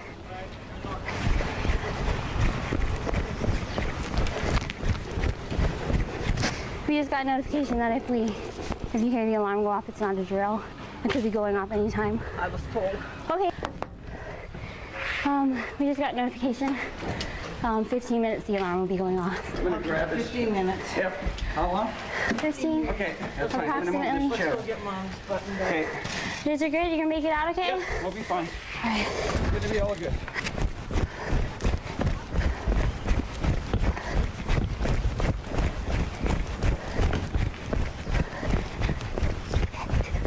I have a new guess. Security forces. You should see the number of people who just commented and corrected you. 500 comments on Facebook saying it's security forces, you dope. God bless you people for correcting us. Thank you, thank you, thank you. Well, we do appreciate your keeping us honest here. Yes, absolutely. Yes, that is excellent. And this is our live view from I-Keatings. It's looking north toward the river, as you can obviously see. And it is one of our several live views that we're offering you. This one is in full HD. Yes, Perry? And also an evacuation area, yes, right? Correct. So I'm guessing that's not a guard person, Well, but the evacuation hasn't taken effect yet for Minot. We haven't had the sirens. True, but we've been told to get out right now. Right, I know. But I'm just, as this person's lawyer, I'd like to point out that, no, I'm just kidding. But hey, I'm living with a lawyer right now, okay, so just relax, okay? Just relax. And, just so the folks in the Bismarck-Mandan area who might be watching, and Dickinson area who might be watching, who haven't been able to keep up to date necessarily on this over the last several days, we started our broadcasts continuously at noon on Monday. We were on the air from about 9:45 until 11 Monday morning in advance of a noon press conference, and then starting at noon Monday, we've been on the air 24/7 with people almost. I'm going to keep him honest here. Monday we took about an hour break at 7 o'clock so we could make a schedule. And I kind of talked about this earlier. This story or the scope of this is so huge that kind of figuring out the logistics of how we are going to best bring it to you, it takes a lot of trying to figure out. And even just on our aspect, how we're going to cycle people through, and how long we're going to stay on continual like this, and There are a lot of unknowns for the city right now, and for you, and a lot of unknowns for us at KX right now as well. Right. Trying to figure out how we're going to do this. Okay. And the mayor is, told us back at about 9:30 or so that we're expecting any time to hear the sirens to be sounding, signifying the end of your opportunity to get your things out of the evacuation zones. Joe? You mentioned within a half hour. Okay, and so we're expecting to hear that sometime in the next half hour or so. So we'll, again, though, we were told back at 9 a.m. that we'd hear it in the next hour or so. So just to, be aware that time is running out for you to get your stuff out of your home in the evacuation area. We know that you originally were told that you'd have until 10 o'clock tonight to do it. Then you were told that you'd have until 6 o'clock tonight. And now, of course, that's going to come up short because of the rising Mouse River. There is a press conference going on that's specifically for the national news media because, as you might understand, there is interest among the national media about what's going on when you have 10 or 11,000 people evacuated from a town, and the flood is obviously going to hit. And so, for instance, CBS had its uplink crew here today, and I was on live there on CBS Morning Show, and we believe that CNN maybe has a crew here, and MSNBC, I think, might have a crew here. And so the national media is here, and they're getting updated information that we already know. Okay, this is old information that's being given out, other than the fact that we're all waiting for the sirens to go off, which I guess is also old information. And presented to us in that way that this was all for the national media. That's correct. Coming in. That's correct. The national media that... trying to play ball. That, and it's not their fault. They don't have the grasp of the situation and the grasp of the area and the history of it and the understanding of it that, not just we at KX have, but all local media and all of you as well. I mean, we've been living this for so long. Is this new video here? Yes. 6th Street and Memorial Bridges. This is where you were, and we told you to get on out of there. I think this is a slightly different spot, though. Yeah, that's true. This was at 11 a.m. I'm seeing. Is what it just said there. All right. Was that when you were there? I was there at about 9:45. Oh, that's true. Yeah. And you see the water there spewing out of the bridge there, coming across it also, obviously. And again, mostly all you see out here are people wearing the camouflage uniform representing the Air Force or the National Guard, the Air National Guard, the Army National Guard, all those folks who security forces. Get that right, the security forces. So we're seeing those folks. We're seeing, this is a piece of video we have seen again. This is that Ness Bridge again. Have we seen the 6th Street Memorial Bridge video yet? Or is that what we just saw? We just saw that. Have we seen the 4th Avenue Bridge video? That's actually the question I intended. I don't know. Here it comes, he said. And this is new video. Do we know when this 4th Avenue Bridge video just came in? Just now? Seems to be some water on that bridge. And the 4th Avenue Bridge, which I think actually is on 3rd Avenue, and it's, you know how that goes. So this is the one just west of Sammy's Pizza. Yep, I'd say that's correct. And boy, you can really see it starting to move up. And this also about 11 o'clock. Yeah, in fact, well, wait, this bridge right here is actually by Oak Park. Okay. It's by Oak Park, Just east of Oak Park. which is also extremely close to the pictures that we've had of water flowing over the top of the dike system. Kind of like that right there. Yeah. I wonder, was that on the outside, though? I mean, we talked about, Dean talked about the sandbag work at some of the lower spots. You'd think that maybe that is one of those spots right there where they've added sandbags, trying to keep it back as long as it can. Obviously, they're not adding these sandbags thinking this is going to be the fix. They're adding these sandbags to possibly give the area and folks maybe another 20, 25, 30 minutes. Right. And that's why they're being put there. That's an boy. Some of these shots, it's like it. You know how you can get a pool. What's it called? A pool that you can't see the edge of. It's like I don't know. You know what I'm talking about? The ocean. Yes. Oh man, it's I'm trying to think of what you're I'm sure talking it'll about. show up on Facebook in a Come on, second. let's go, folks. It's like where you can see the water, but you can't see the edge of the pool. It's like Infinity pool. An infinity pool. Thank you, Carolyn Moore, here it your is. It own, was on here, right? your own sister. Holy cow, you people are fast. When I build my new home, I'll put an infinity pool in, Yeah. and Everybody just can't wait to correct it. I think that's the thing. We need you for the morning show. but it's kind of like that. I mean, right now it's getting so high up that there's just almost no freeboard. That as you look at it, it's almost like the water is just there, right there, and there's baby. nothing keeping it in. I mean, and that obviously is the indication then that it's to the point where soon nothing will be keeping it in, and and already in certain locations that is the case. When we get done with this particular video, why don't we put up that those pictures that we have, or the picture that we have of the overtopping of the dike system that's been going on in Minot now for a while that we've told you about. The dike system, of course, I was thinking as we were watching some of these shots where it's right up to the top of these dikes that have been built up, you know, to provide emergency protection to the city. And we always were told, you know, we just never know how well those dikes are going to perform for all the reasons you talked about just a little while ago. But, you know, apparently they're performing spectacularly. I would say tremendously well. Yeah. I mean, the fact that we're getting to the point here where the way that this is going to end, this part of this flood battle, this flood fight, will end with like this, with water flowing over. At least at first, it's starting with water flowing over, indicating that there it is right there. Yeah, there hasn't been a spot where there's been a big land giving way and water flowing through like that, and that was the instance when, if that happened, that was when water would really move in a fast way, that would and be catastrophic. extremely dangerous. Right. So, and I mean, as catastrophic as this flood is going to be, obviously, for all of these folks in the valley, that would have made the catastrophe start a lot more quickly, and it could have been life-threatening, even more so than we already are facing. Yeah, and I would think,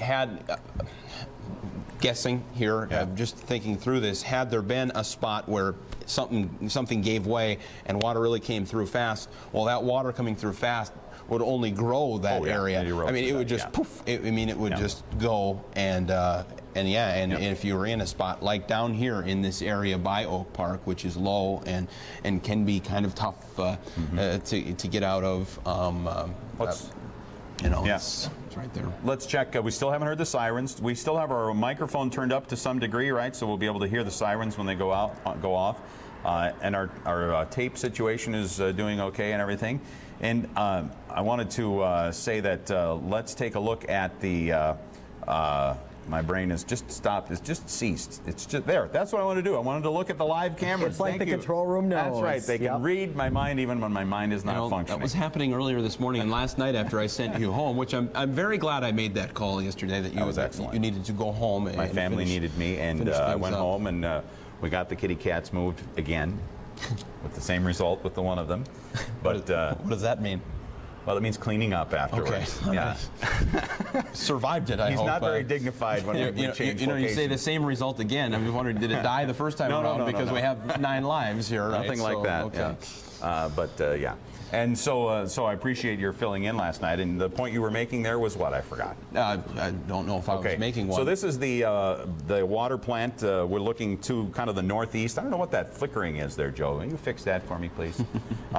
Joe's just our computer guy here. Do you want to actually? Can I address that really quick? Oh, sure. It's the automatic iris control. It's called it. It basically by itself adjusts how bright the picture should be. Here's the problem. I can't take control of it manually because as the wind blows the camera, the brightness changes, and it's trying to compensate for that. So if you ever watch our stream live, basically we don't want to just keep it at one level because as the cloud situation changes, you can't actually see things. So believe it or not, a sunny sky and a cloudy sky, that could mean all the difference between seeing the picture or not with these cameras. So I apologize for that. But. And I'm only giving Joe grief because of course, but it's probably, you probably want to know why that's happening. Joe, start pulling your weight around here, would you? Yeah.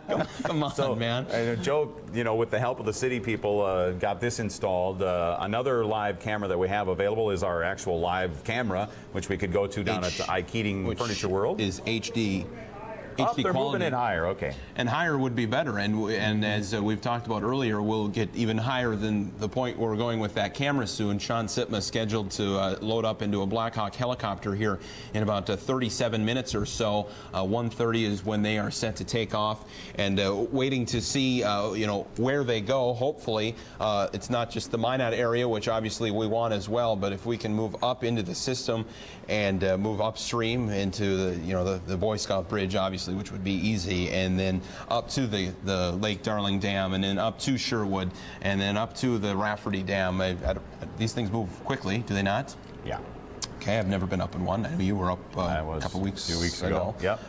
So yeah, we'll have that for you later in the afternoon. We're working on that view from Mike Keatings, but then the other live camera that we have that's available on our Facebook site, again, that's at facebook.com/KXNewsMinot. You'll see it on the left side of the screen. You can click on the Minot River Cam Broadway Bridge, which is the second one we haven't seen recently. And that one's coming up here. They're working on it, as you can tell right there. And we also want to say thanks to all the folks on Facebook who send us, words of encouragement to try to stick up for Perry. I've seen some of that going on. You can knock that off. I do want to give you just an update here. I'm talking to the National Weather Service to hear if they heard from the USGS as to why we're not receiving a Minot update on the river. But the last one we did get was from 11 o'clock, 1555.36. I wish it was 11:55, but 1555.36. And that the Sherwood, where they're doing that gauge work, I believe, we had done that story a few weeks ago. It takes a little bit of time, obviously, to get there and to go out and to physically get out there. And you wonder if, with the situation being so nasty, if it's even more treacherous trying to get to that spot and take that reading. It's not as simple as just walking out like normal and doing it manually. You've got to get there. Right, and they have this unit that they pull across the river channel and go back and forth a few times. If I remember right, Joe, do you remember seeing this story where how the USGS rates the flow at a specific point, and it keeps track of the information. And what it does is it figures out how many cubic feet of water move past a given point in 1 second.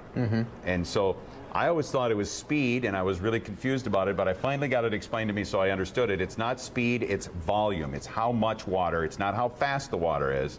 It's how much water goes past whatever the size of that slice is. Do you want me to? In a given I can elaborate just for a moment. It's like taking a box of water.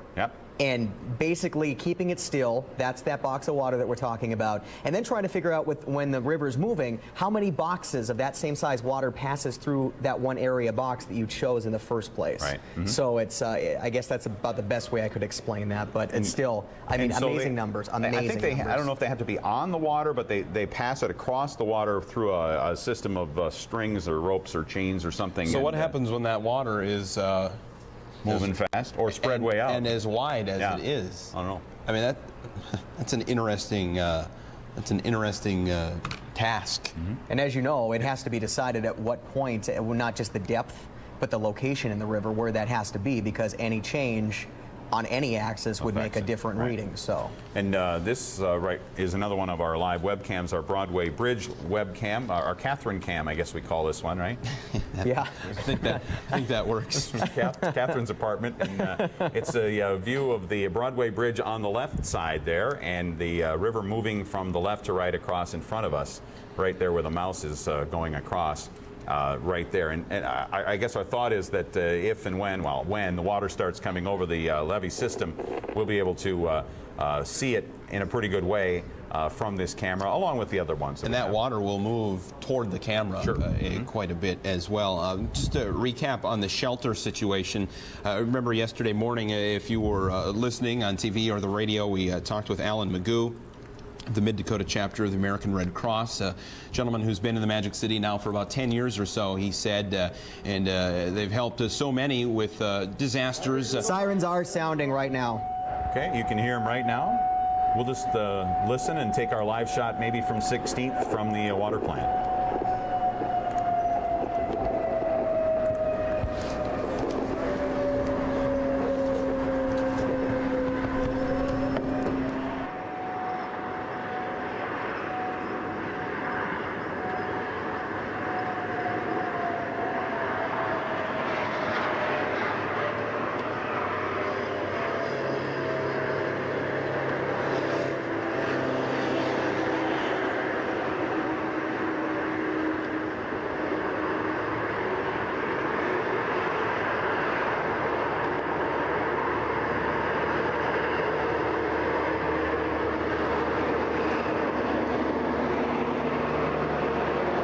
This.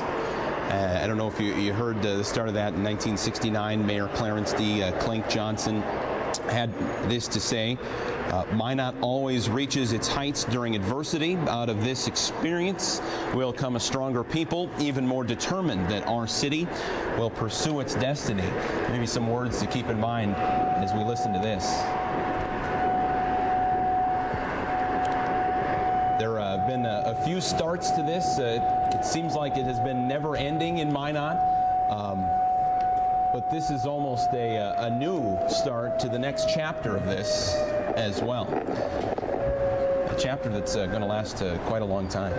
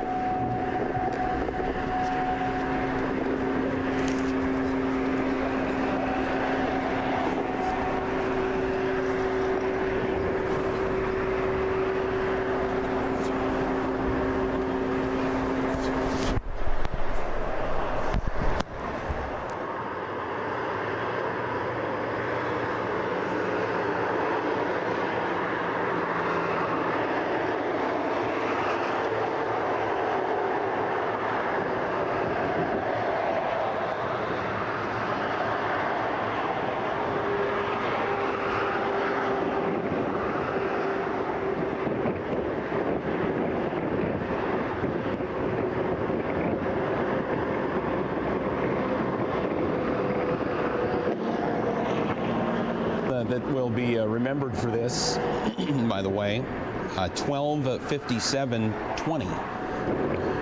20 seconds after 12:57 here on the 22nd day, and in fact right now we've hit 1 o'clock. We'd been told that, and I still hear the sirens going. After this, there will be a message from Central Dispatch as well. As they turn around, you kind of hear them and then you lose them because the siren speakers turn to different areas.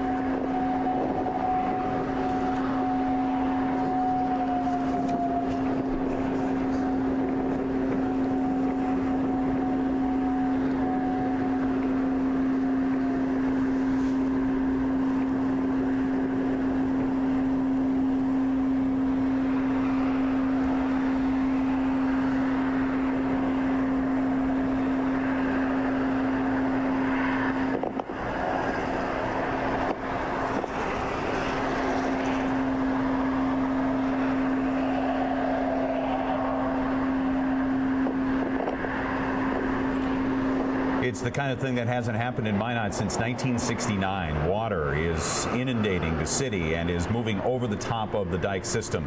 The dike system that has been built up and strengthened over the past several weeks in an effort to protect as much of the city as possible. A dike system that is proven to be inadequate in the face of historic rains in Canada and in northern parts of North Dakota.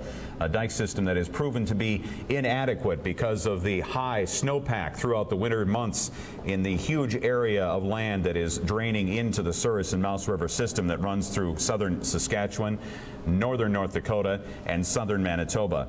It's a dike system that has done its job over the past few weeks to give citizens safety and comfort, but unfortunately it is just too much for the dike system to handle.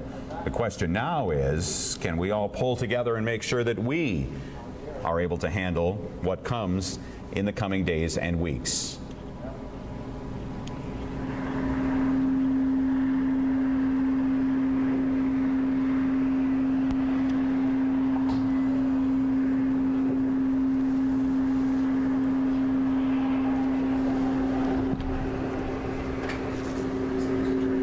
The sirens were sounded, as Perry mentioned, at 12:57 and 20 seconds this afternoon in Minot. An historic moment to jot down if you're keeping any sort of a journal of your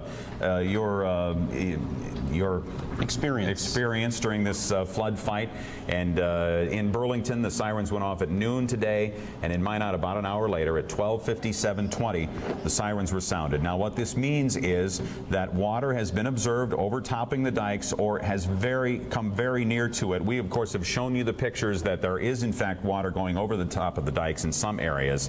And so this means that if you are in an evacuation area in the city of Minot, you have to now immediately leave that area. That does not mean you get another 15 minutes. It means time is up. It's time for your own safety to get out of that area. And the big worry with that is that because as water starts to pour over, the structure of the emergency levees that have been built up by the Corps of Engineers are no longer considered safe enough for us to be on the dry side, because there's no guarantee that side will stay dry much longer. As the water pours over, the dike system is not as strong as it was when it was put in just a couple of weeks ago. Dike systems, I've learned, get stronger when there's some vegetation and some root systems can develop in there. Also when they are compacted. Well, that type of work could not get done here, obviously, especially the growing of vegetation. But you know, when they're putting this system in, there's no time to be pounding it down and packing it in. And really, it proved to be not necessary in this instance, because we've not had a situation where the dike broke through or anything like that. We're having the overtopping that we'd heard about, and that's the spot we sit. And I don't know if it, I don't know why it. I feel this way. Many people may do. There's something about.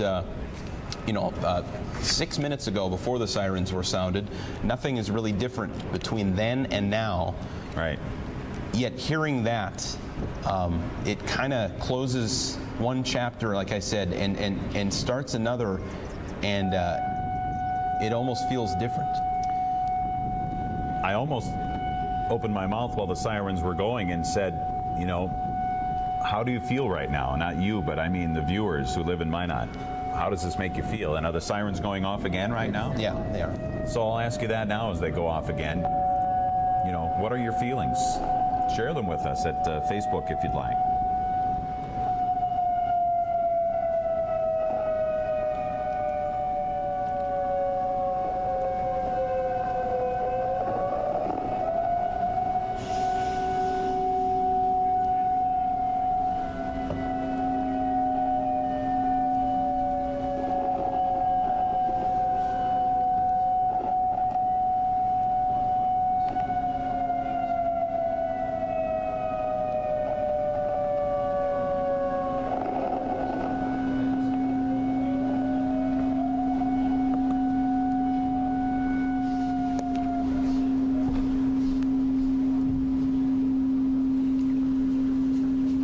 Once again, we're looking at a live picture now from I. Keating's Furniture World, looking to the northeast. You see the Broadway Bridge on the right, and that is a thoroughfare that will remain open as long as the plans go well. We're all hoping, we have our fingers crossed, that these massive new amounts of water coming down from Canada don't do anything that would change those plans, because obviously the city fully intends to keep Broadway open, running north-south. And we're still hoping on the 3rd Street Bridge and the 3rd Street as a whole street as well to go north and south. Absolutely. That is the goal of the city, because as long as this is going to last, there needs to be a way to move throughout the city. And the Broadway being the main the artery through Minot, that obviously was the main goal, was to keep that open. And that was really when that transitioned on Monday morning, when we realized just how bad it was going to be. Sunday, we were told that we were going to build up the primary dike system to 11,000 CFS, a number that seems just so tiny right now. It's unbelievable. Doesn't it, though? Mm-hmm. And from that point on, when they realized that 11,000 would be pointless.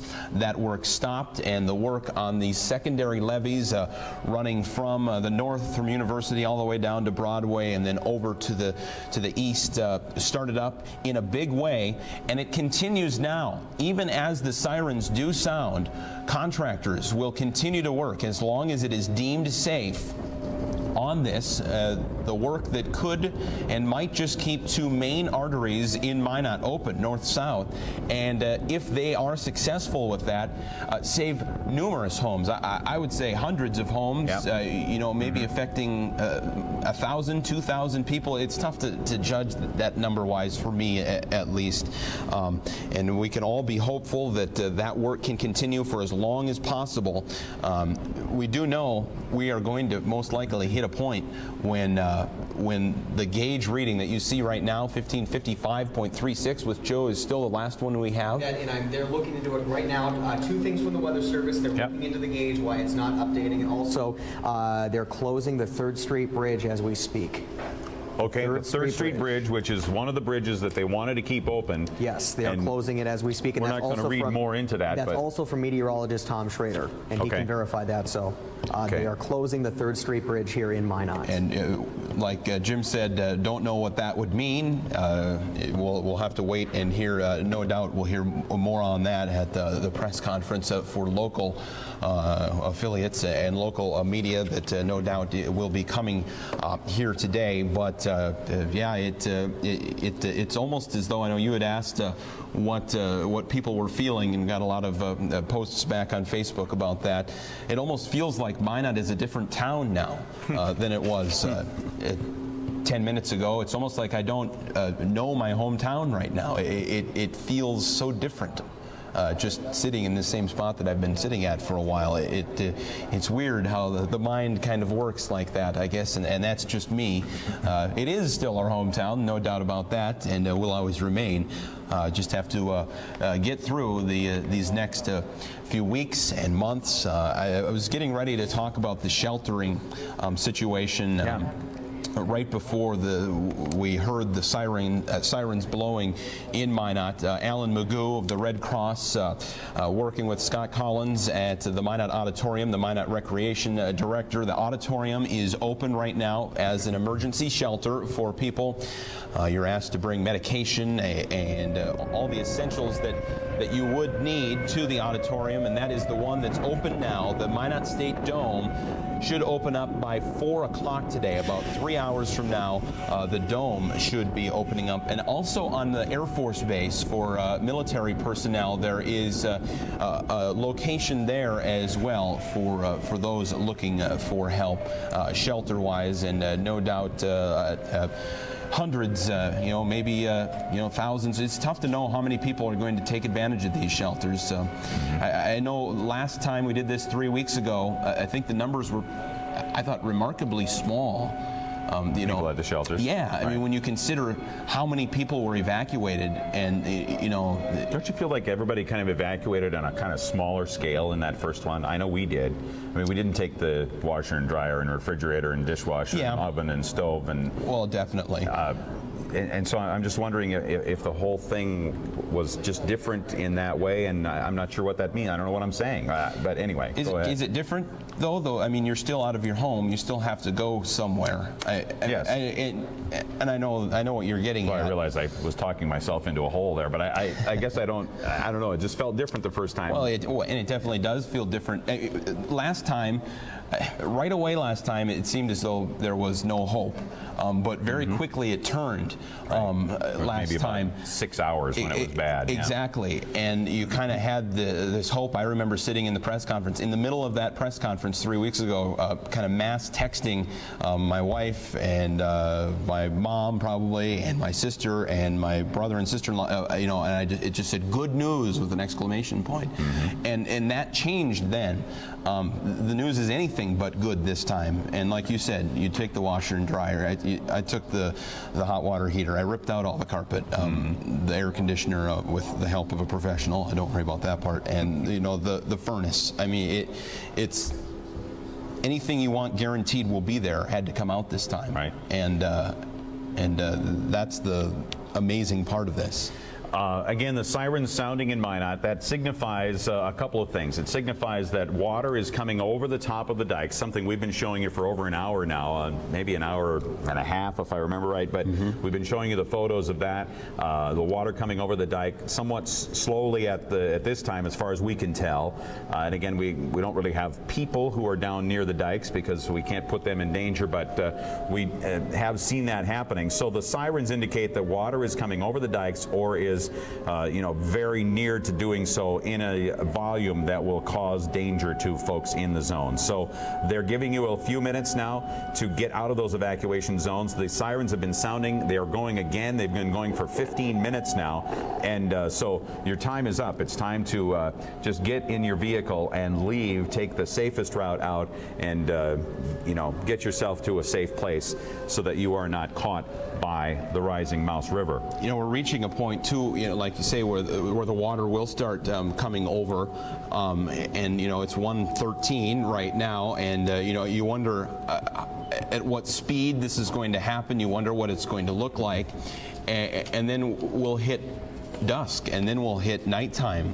And you wonder, it's going to be difficult to see what is happening.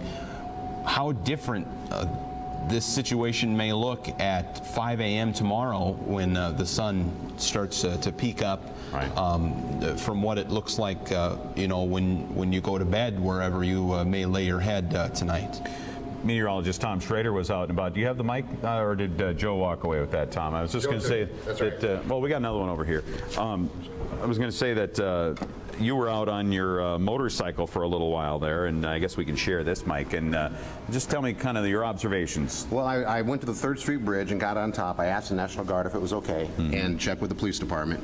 And what I saw was the water was on the south. It overtopped the south side of the river. That's the downtown side. The downtown side. It was up to the first offshoot track for the railroads, not the main tracks, but the first little offshoot one. On the north side, where they're building that dike, when I left, they were just to the west of 2nd Street. Okay, and so they heading west towards Broadway, and they looked like they had added about 2 to 3 feet. So I would guess, and it's kind of hard to tell at an angle, but I would guess there's probably 3 to 4 feet freeboard up to 2nd, and then maybe 2 feet west of that. So they're working on it, but the thing I noticed is they're dumping, straightening it out and going. It's not getting packed down or anything. So this isn't going to have a tremendous amount of integrity. The only packing down they do is just the actual driving on it with the heavy equipment. And they're not on top of that long as they get more dirt. The other thing I noticed, there's a lot of people on the bridge. They're closing 3rd Street Bridge, and there were still people on the bridge taking pictures, which they're not supposed to be doing. Could you tell in your visit to 3rd Street if the closure of that bridge is because we may not be able to win the fight and keep that bridge open, or is it just a temporary thing while they continue the dike work, do you think? That I don't know. I asked the police officer that was closing the bridge, and I said, "Are you closing it?" And he just nodded his head yes, and I said, "I'm heading back to cabs." It's possible it could be to allow the work. We are going to have very few north-south routes, and if they're going to need to keep getting these trucks in there, and it's possible that it's being closed. Don't know this for sure, but that it would be closed so that they have easy access back and forth if they're using. I didn't get the sense it was dangerous there. I didn't get that sense. Okay. Thanks, Tom. And by the way, just a note, we still do not have a new reading from the Broadway Bridge, but it's very likely, or it's likely that the level of the Mouse River when the sirens were sounded is nearly exactly what it was at its highest point in 1969. The last reading we had was at 11 a.m. at 1555.36, and of course 1555.4 was the flood of record in Minot in 1969, at least the most recent one. The actual highest ever was back in the 1880s. So just something to take note of there.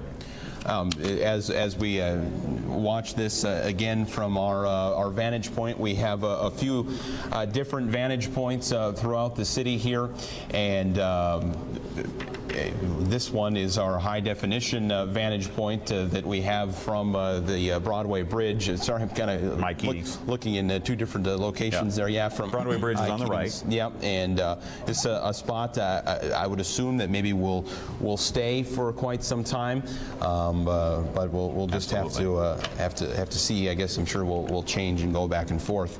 I am picking up the phone, and I believe I may be talking to my good friend, Mr. Mark Lyman. Is that true? Yeah, how's it going, Perry? Well, it's been an interesting few days, Mark, as I'm sure you know. Yeah. And we just now have experienced the sirens in Minot, indicating that water is overtapping the dikes, as we've had pictures of. And we bring Mike.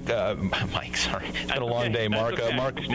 Mark Lyman with Blue Cross Blue Shield. That's right. Of course, previously in the media here in Minot, over across the street with KMOT, and then with Minot State University, and now with Blue Cross Blue Shield. Many questions about insurance and health insurance and all of that. Let's address some of them. Let's talk about some. I don't even put some people at ease here. To tell you the truth, Mark, I don't even know what to ask you. Okay. I don't know where to start. I mean, what? Well, let's start with obviously your heart just breaks for the people in Minot and for all the many thousands of people that are impacted by this. I've had conversations for weeks now with my wife. We bought our first house 2 blocks away from Sammy's Pizza, 2 blocks away from that bridge that no longer you can't even see anymore, and lived there for 4.5 years. Great neighbors, great neighborhood, and we just wonder if our 110-year-old former house is going to be there. Well, in 5 minutes, Mm-hmm. we just wonder. And so obviously your heart goes out to everyone, and I just love to see the support that Minot gives Minot, that North Dakota takes care of their own. Yeah. So that's really awesome right there. And then the question may turn to what type of support will Blue Cross Blue Shield be able to offer to its folks it works with. Where does that come in? You're right. One of the biggest questions we get in something like this, and this is a question we got when the Red River flooded in 2009, when Grand Forks went under in 1997. One of the biggest questions we get is the prescription drugs. A lot of people have a lot of medications they have to take.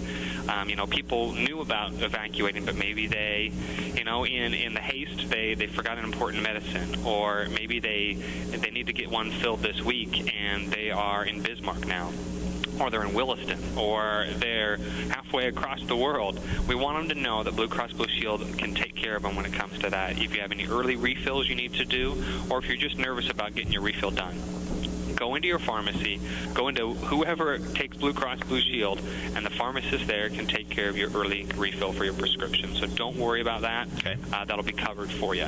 The pharmacists know how to handle that. They've done that before in other areas in the state. They can handle that again for you. The other thing people worry about, and whether you're a business who's down there super impacted by the flood, whether you've got half your employees, talking about having houses down there and you're worried about paying your premiums, worried about getting a paycheck in a couple weeks, how am I going to be taken care of? Give us a call. Let us know that you're having this problem. Let us know how we can help you. And we can extend that time period for you so you can have a sort of additional 30 days or 45 days. Call the phone number that we have for our member services. That's 1-800-342-4718. So I'll say it one more time, 1-800-342-4718, and let us know how we can help you. Okay. We want to get it so you're not going to get your last $500 pulled out for your premium. We want to be able to take care of you ahead of time.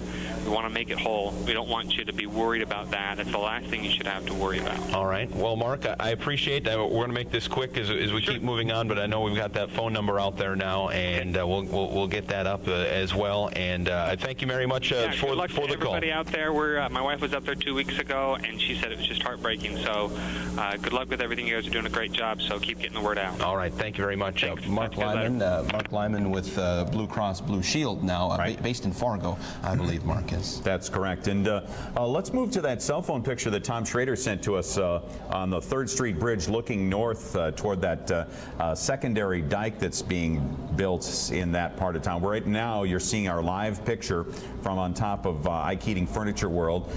We also have live cameras that are available online at a couple of different places. Here's a look at that. Here's a look at the view of the river from on top of the 3rd Street Bridge. That's the dike that has been along 4th Avenue for quite some time, and they've been building it up and trying to shore it up, and now they're trying to increase the height of that dike to deal with the new crest levels that we're looking at from the National Weather Service and the Corps of Engineers. A pretty interesting shot there. And work that continues. Again, I'll remind you what Dean Leonard's told us, that just because the sirens have now sounded does not mean that work will not continue. It will continue as long as the Corps deems it a safe project to be working on.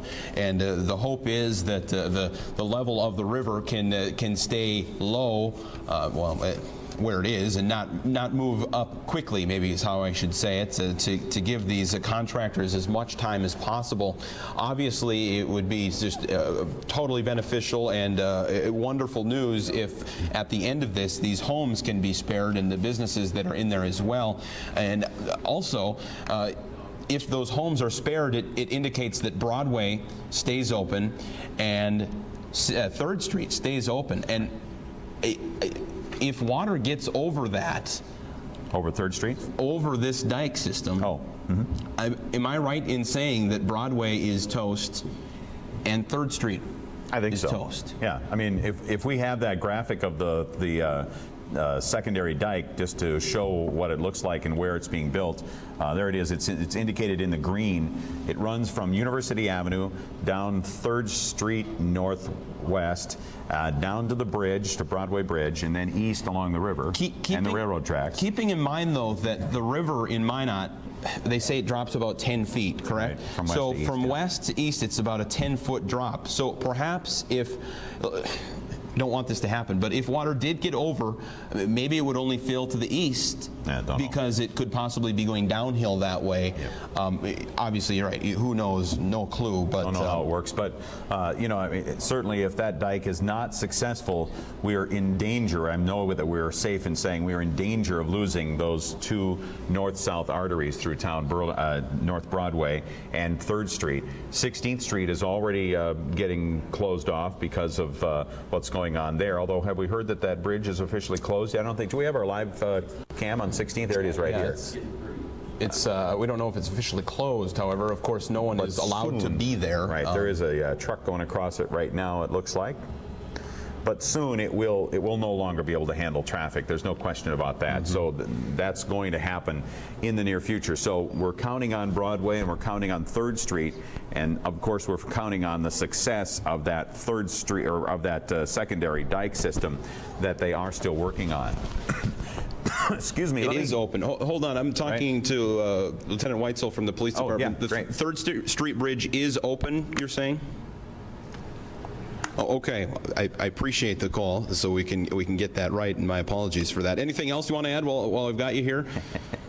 That's the main thing. Okay, well, we'll make that correction, and in fact, we just did here. So thank you very much. Appreciate it. 3rd Street Bridge is open.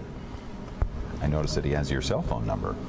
Well, unfortunate arrest a few weeks ago. We thank the police. We don't know exactly what happened there. Maybe there was a determination made that they thought we were going to have to close it, and maybe some higher officials went out there and said, well, we can keep this going. So could have been a misunderstanding. Yeah, a lot of things. But that's good news. It's good to hear the 3rd Street Bridge is still open. Again, however, we'll reiterate the plea from yesterday, which is do not drive right now anywhere in Minot unless you have official work to be done, whether that's whatever that might be. But don't go out and try to sightsee and take your personal photographs. We appreciate your sending us photographs that you can take from your home without having to get out and about or anything like that. But we do not encourage anyone to do any unnecessary traveling. That type of thing in Minot should now basically be coming to an end. That type of photo work coming to us of your homes from Facebook. That's true. Some of the Facebook shots that we've received so far at facebook.com/KXNews Minot have shown us the filled up basement out there in that west of Souris Valley Golf Course, where my balls all end up there when I play the 11th hole. That basement was totally filled to the brim with water, and that was the area that we showed you last night. We had video of, well, first we had photos of the area, then we had video of the area from that part of town where a few homes had to be evacuated because access had to be taken away, or was taken away, by water running over the road right there. You know, I had asked people if they wanted to tell us what's going on in their minds as they heard the sirens today, and some folks have posted some things up on our Facebook site.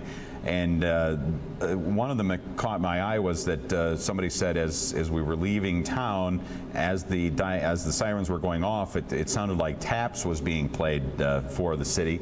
And at first I was thinking, well, you know, I suppose that's an understandable statement, but, you know, I really disagree with that. You know, maybe it's more like reveille. Maybe it's more like, here's what we're going to do you know, to survive as a city and to come together and make this all work out. So maybe you want to choose that as the military song instead. We had talked about a community prayer service that is being held tonight at 7 o'clock at our Redeemers. I know that I've talked about it a few times here today. Also seeing another joint prayer service for the Minot community coming up tomorrow, Thursday, 7 o'clock as well at Zion Lutheran Church in Minot. The service led by area pastors from many of the Lutheran churches in the area. And so just keep that in mind, that opportunities, prayer services underway tonight and tomorrow, 7 o'clock tonight at our Redeemers Church and tomorrow at Zion Lutheran Church, both pretty close to each other at South Hill. Okay, and we encourage you to take part in that if you are so inclined. You know, I got an update on the releases from Canada, and again, we talked about this before, is like, you know, what difference does it really make at this point? But at this point, it appears that what's coming from the Canadian dams, advertised anyway, is about 500 cubic meters per second from the Rafferty Dam, about 220, but expected to go up to 260 cubic meters per second from the Boundary Dam.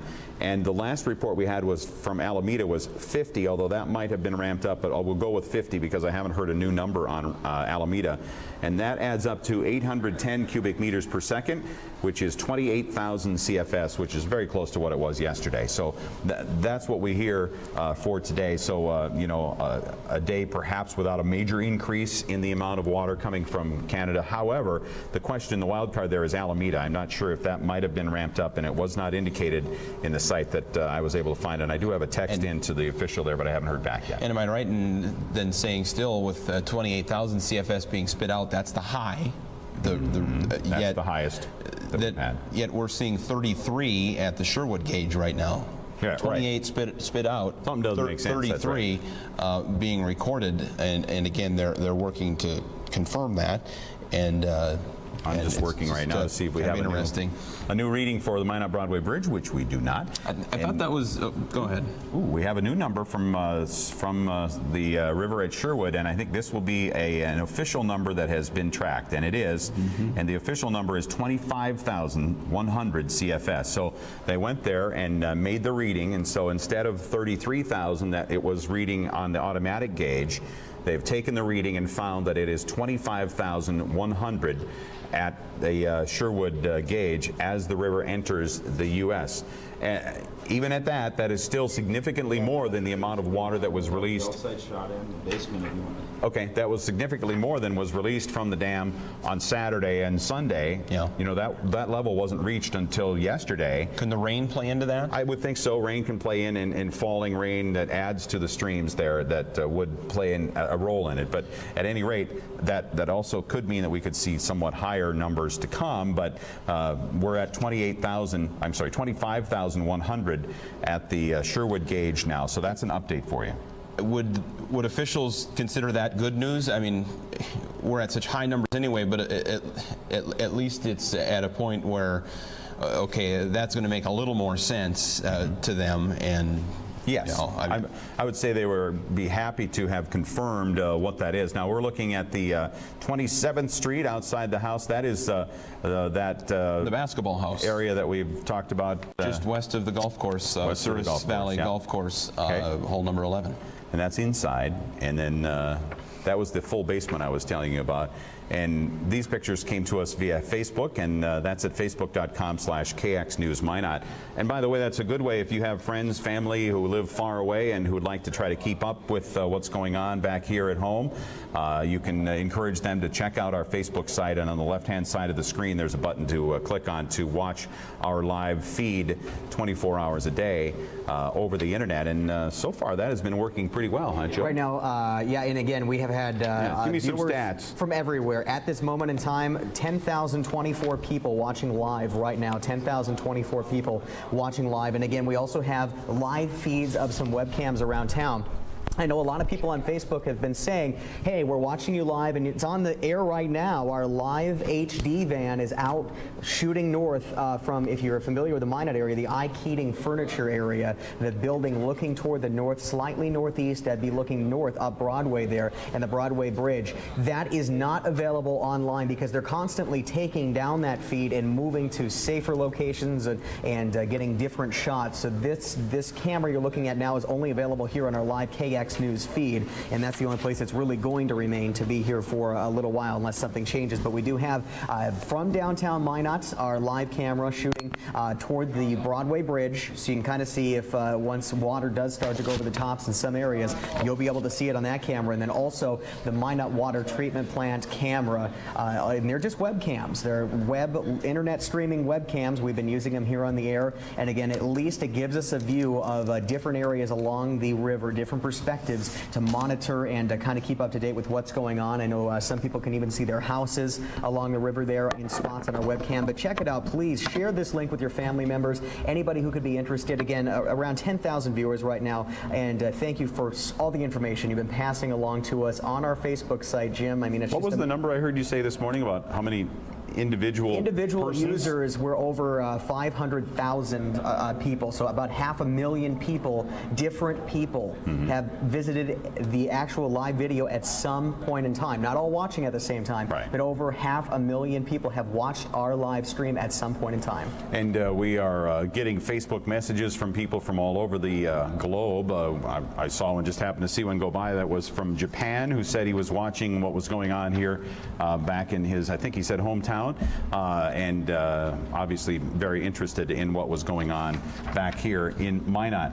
The folks who are with us in Bismarck and Dickinson and Mandan in that area, we want to welcome you to our coverage, our live 24/7 coverage of the Mouse River flood of 2011. Somebody wrote in a suggested name for us for this event, maybe the mouse that couldn't be trapped. I don't know. We'll think about that. I actually heard a gentleman last night who came to check and just see how we were doing at our house as we were evacuating, a man who we came to know and love over at Minot High School, Mr. K, Alphonse Koenigsman, and he stopped by to see if everybody was doing okay, and he said he came up with the name for this, I think almost by accident. We were talking about how the flow of the water had the potential to really do some serious damage to the homes that are flooded because, you know, it'll be moving along at a pretty good rate, and we were thinking that, you know, we were standing in the house saying, I don't know, it might end up, you know, 6 blocks downstream by the time this is all done. And he said, yeah, it's like a prairie tsunami. And I thought that was a pretty good description, too. A prairie tsunami is what's coming our way right now. We're in the very infant stages of the actual flooding in the city of Minot as the water is going over the top of dikes in some areas, and the sirens have sounded. You are now officially ordered to be out of the evacuation zones.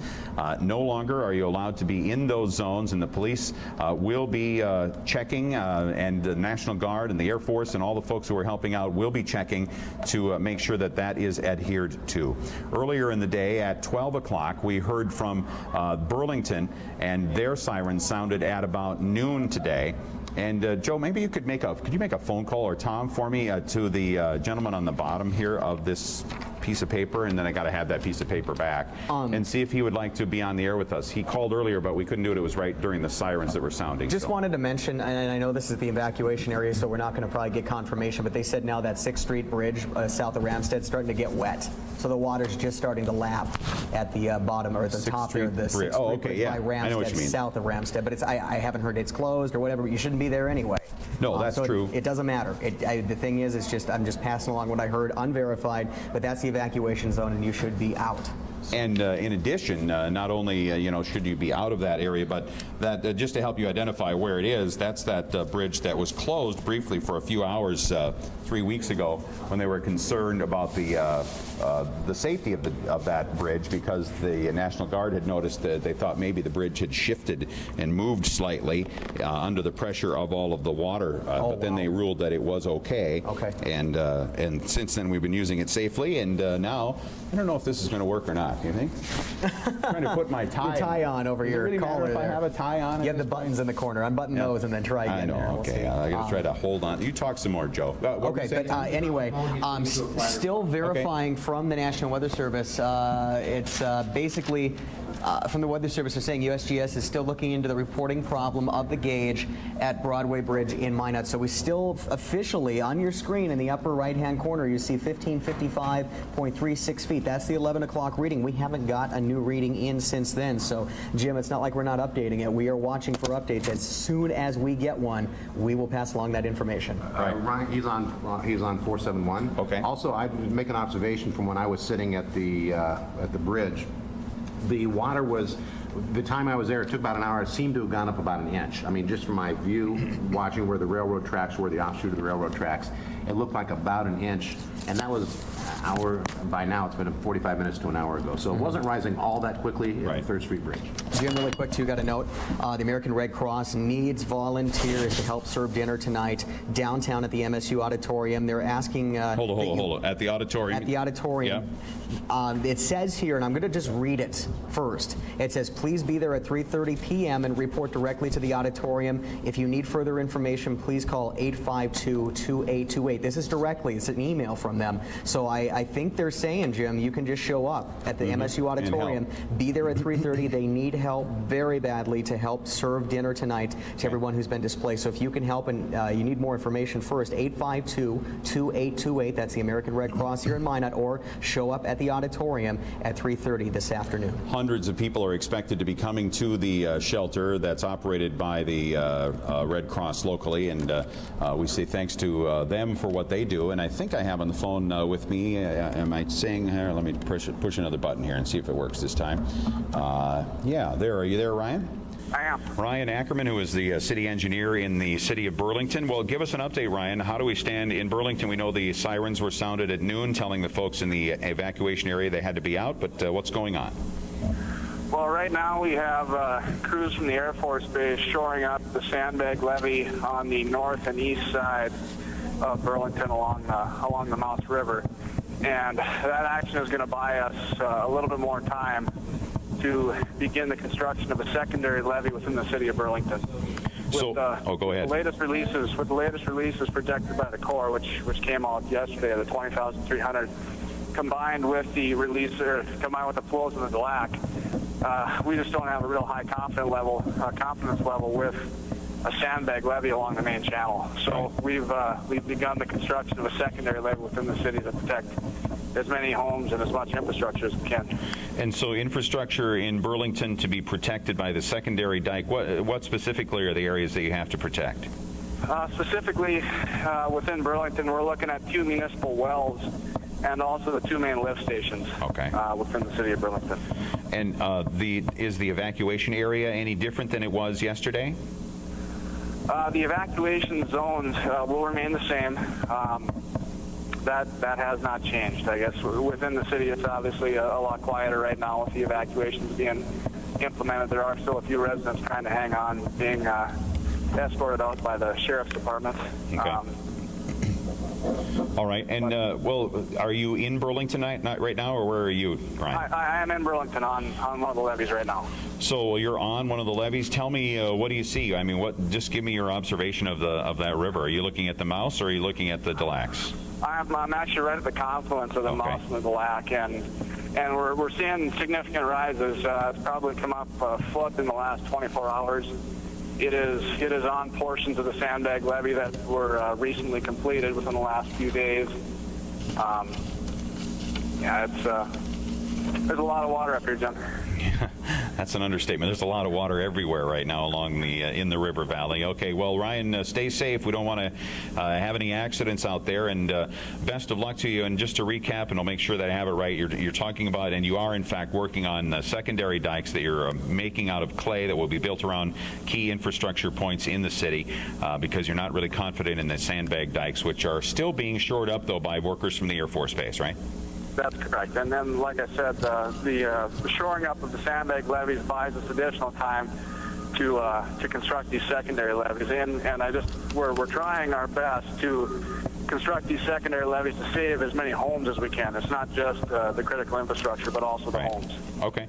Very good. Thank you for updating us from Burlington, Ryan. We appreciate it. All right. Take care. Good. All right. Bye-bye. Ryan Ackerman, who is the city engineer in Burlington, telling us about their efforts to shore up the existing dike system, giving them time to work on a secondary dike system that will be made of clay. The existing dike system has been added onto through a series of sandbags and HESCO barriers, and they finally decided that they just were not confident that the city would be able to see those dikes succeed in holding out the Mouse River with the construction that they currently are under. And the sandbag dike is going to be less reliable than a dike that's made out of clay, which is less reliable than a permanent dike that's made, and properly formed and all that. So that's the situation they're facing right now in the community of Burlington, and we thank him for that update. Updating you on the amount of water that we're seeing come down the Mouse River right now. The river is flowing very rapidly, and Joe, we still don't have an update on the Broadway Bridge, if I remember correctly, right? Yeah, and I'm still looking at the National Weather Service chat room. They're checking on that one. Okay. USGS obviously having a problem. We've just stopped getting the readings. I mean, I'm not sure if it's malfunctioning or the connection to it, but obviously not getting the reading since 11 o'clock. So the reading on your screen, I think it indicates it there. That's an 11 a.m. reading. Yep, 11 a.m. this morning. And that's at 1555.36. 1555.36. And so again, the sirens in the city of Burlington went off at noon today, indicating that folks had to be evacuated. They, meanwhile, are still trying to save as many homes as possible in Burlington from this rising river.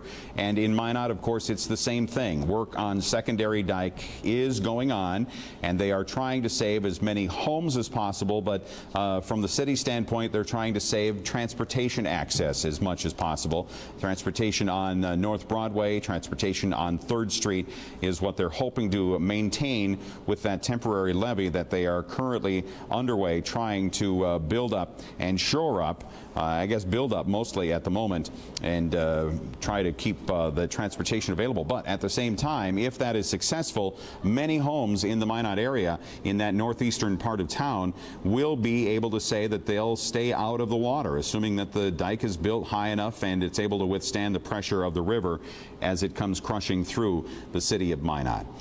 Well, just to recap for you, this afternoon at 12:57 and 20 seconds, the civil defense sirens were sounded in the city of Minot. It was kind of a seminal moment in this fight against the flood in 2011, a moment that said that the water is either coming or imminently coming over the dike system in the city, and that people had to evacuate immediately. We've been getting a lot of reaction from people online on Facebook to their hearing of those sirens and what kind of feelings it brought in them. But the sirens really served to kind of put a exclamation mark, I guess, on the first part of this flood fight. So many people did so many things. They did all they could. In fact, Ryan, let's play our promo that we have, if you would. So many people did so many things that they did all they could do to try to keep the Mouse River from inundating the river valley in Minot. Of course, that fight is being lost as we speak, and yet this is really the start then of the second phase of this flood fight, and it's a fight for survival of the city. Really, it's a fight to show each other what we can do and how we can come together and make this a great city, which it always has been, of course. And let's just show you that 30-second version of the song that was written about a flood fight in Minot, and we'll play that for you and then come right back.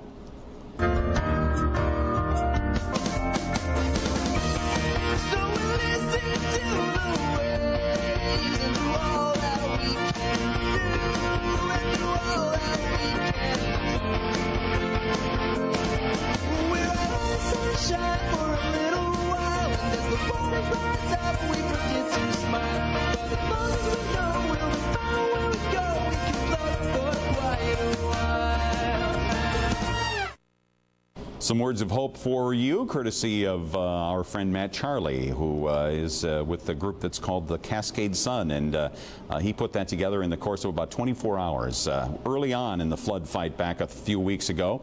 And we, with his permission, used the music to kind of show you some of the things that folks have been doing to try to win this fight against the rising Mouse River. We're looking at a live shot right now, looking to the north from just south of the railroad tracks, just south of the river there. This is at I-Keating's, and we say thank you to them for this location to allow us to bring you this live picture. We have live camera looks also available for you online that you can check out, and those include at the 16th Street Bridge by the water treatment plants, as we have a camera up on top of the water treatment plant pointing down toward the river and toward the bridge, which crosses it right there. You can see there is some activity on that bridge. And Tom, you know what I need you to do? What's that? I need you to move this camera up about 5 feet so that I can see. I guess I'm not surprised at that one.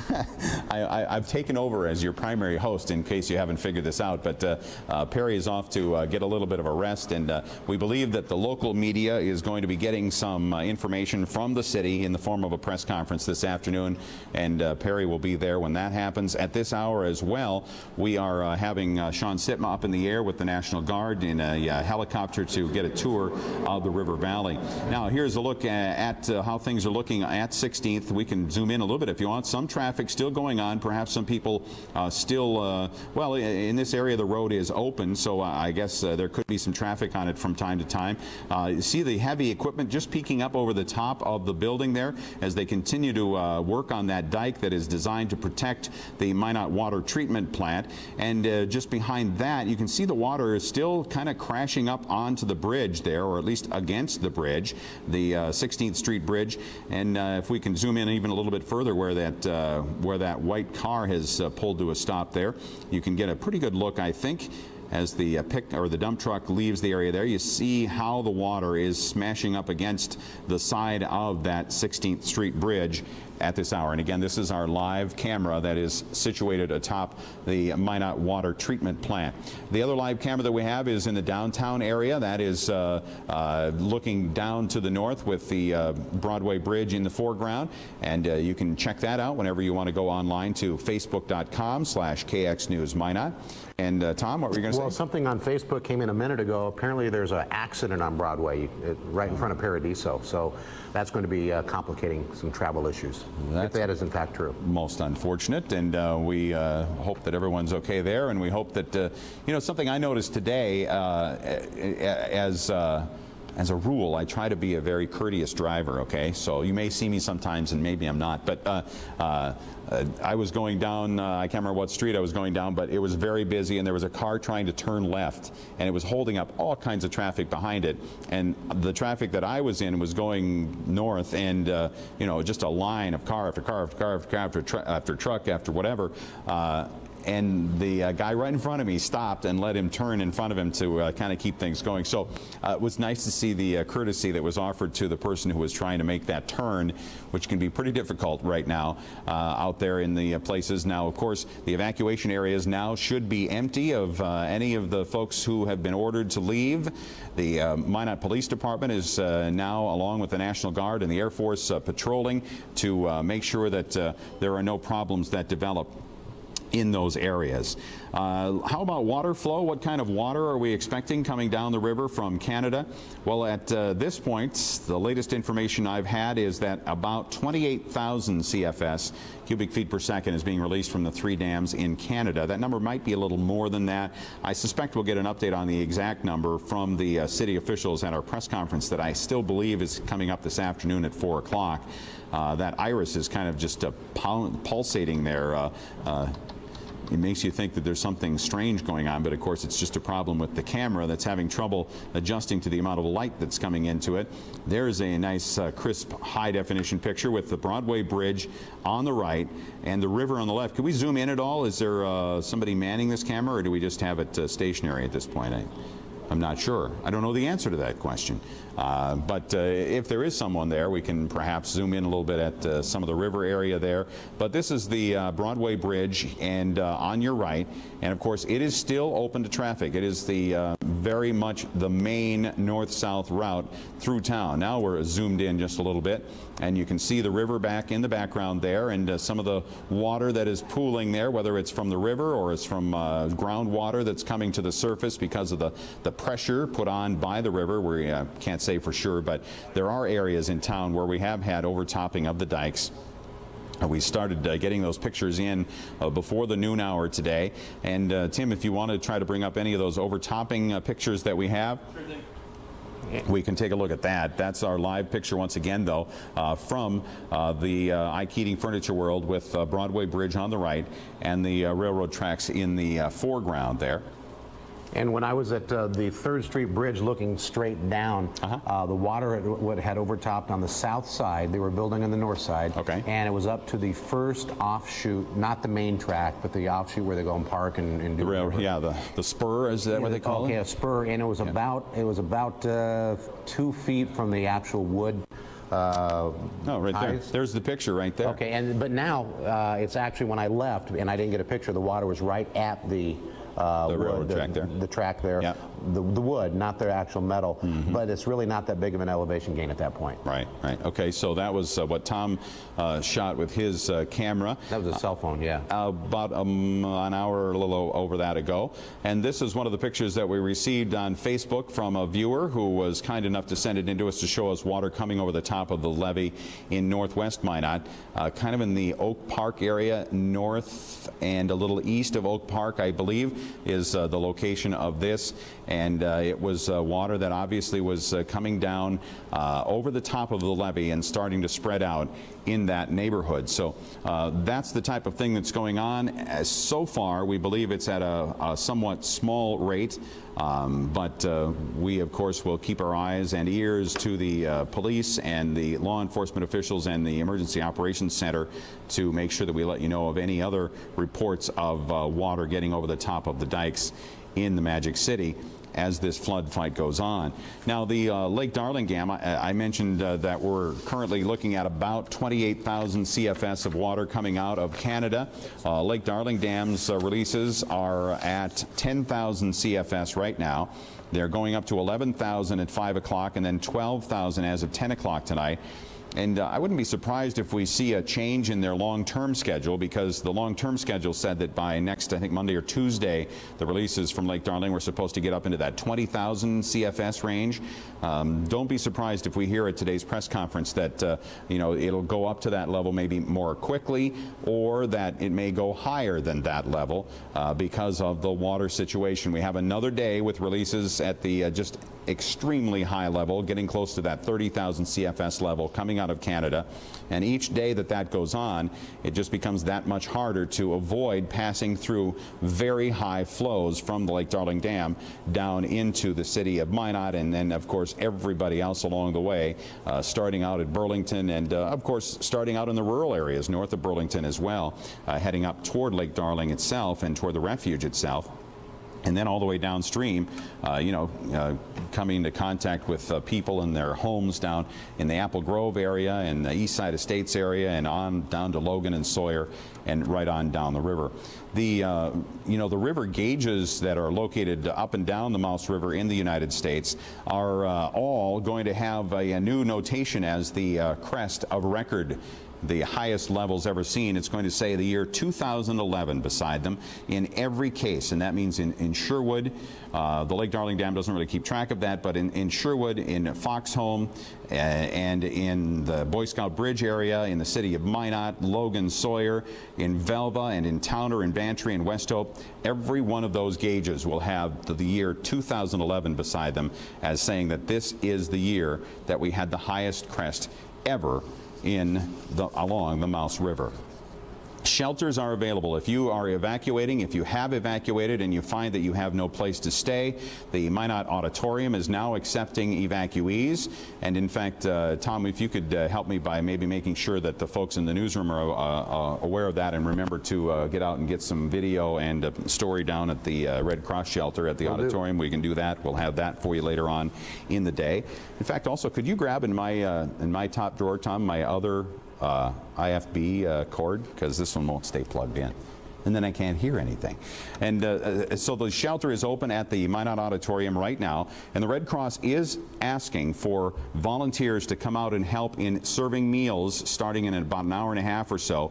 They need folks who can come out and help in the food service area this evening and help to feed these hundreds of people who are going to be coming to the auditorium or who have already arrived at the Minot Auditorium to seek shelter from this storm of water that is headed our direction. The Minot State University Dome is also expected to be open as of about 4 o'clock this afternoon, so around 2 hours from now, that other shelter will be at the MSU Dome, and that'll be happening at least by 4 o'clock this afternoon. So that's going on thanks to the Red Cross also for taking care of that for the people in the area.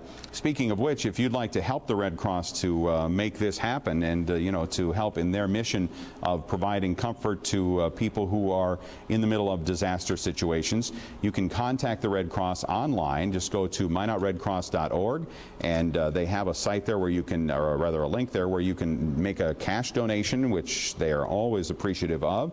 And they also will tell you how to get a hold of them if you'd like to maybe offer some sort of services or products that can be of assistance in their efforts to comfort those who are suffering this catastrophe that has befallen the city of Minot and the area in general. Go ahead, Tom. There's something here on Facebook from Dan. Have you got if we can go to the Broadway camera. Okay. We were looking at the Keatings camera, or which one are you talking about? Well, it just says the Broadway camera. Okay. The water you were talking about earlier. Dan says the water you were seeing is the river backing up through the storm sewer. Okay.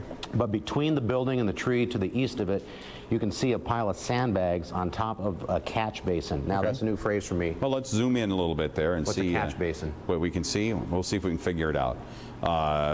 Toward that car there that maybe is in the middle of the screen, maybe that'll, yeah, there we go. I guess it's not a car. It's the sandbags that he's talking about right there, right, Galen? Yes. And a catch basin would be a basin, I assume, that would hold water in a situation of high water where they could then evacuate it when they needed to. I'm just guessing on that. But we can see that the level of the river is such that it is very, very close to getting over the top. And again, I apologize. We are unable to give you updated river readings because they're not being made available to us right now. The U.S. Geological Survey site is not giving us an update on the Minot Broadway Bridge since 11 o'clock this morning. And I'm going down here to see what that means. Equipment malfunction, it says. Okay, so there has been an equipment malfunction on the Broadway Bridge gauge, so it's going to be hard for us to tell you, inch by inch how the river is going.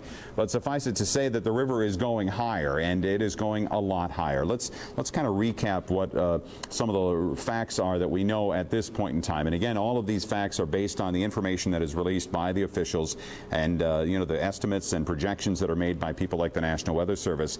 And we are expecting a crest in Minot to reach somewhere in the 5.5 to 7 feet above what it reached in 1969. Right now, we are basically at the level that the river reached back in 1969. We are at that level now. And from now until the crest, sometime early next week, we're expecting the river to go up between 5.5 and 7 feet higher than it stands at this point in time. Now, that was based on yesterday's information, and so there's always a question of revising that based on the new information. But we'll just leave it at that for now. Would it be fair to say that if these are the numbers that we're at where we were in 1969, would it be fair to say that for the fact that we're not flooded already, I mean serious flooding, we can thank Chet Ryden? Yeah, well, the effort to build up those dikes and the dam system throughout the region has done a lot over the years to help avoid the average flood. The one thing that the dam system has done is to kind of build up a big wall of water that's going to make this an amazingly high flood, because all that water has been held back for so long that it finally just can't be held back anymore. Look at all the people standing on Broadway Bridge right there. Of course, there is a walkway across the bridge, and a lot of folks have decided to hike onto the bridge and have a look at the water as it comes up. You can see in the background there is the airport area, and up on the top of the hill, and then on the bridge itself, many people who have gathered there to get a look at what's going on with the water at the level of the 1969 flood right now, and getting closer to the level of the all-time highest reading here in Minot, which was 1558, if I remember correctly. I'm calling it up right now to try to remind myself, but that was set in 1881, and that level was reached, you know, many moons ago. And let me see, what was it? It was 1558, yeah, back in 1981 or 1881, the all-time record high, a record that we expect to eclipse over the next several days in the city of Minot. We're at about 2 minutes past the hour of 2 o'clock right now. Evacuees who need a place to stay are invited to come to the Minot Auditorium, and you will be welcomed there by the Red Cross. The Red Cross is looking for volunteers this afternoon in the late afternoon hours, about 3:30 or so, to come out and help serve meals and serve the folks who have come there seeking shelter from this Mouse River rise. And they also are expecting to open up a second shelter at the Minot State University Dome this afternoon after about 4 o'clock. And okay, so now I've been handed, apparently the plea for help has been answered, and the Red Cross says that it does have enough volunteers for right now for helpers in the food area at the auditorium. So you can disregard what we said about that. But again, if you would like to help the Red Cross by making a donation, a monetary donation would be greatly appreciated.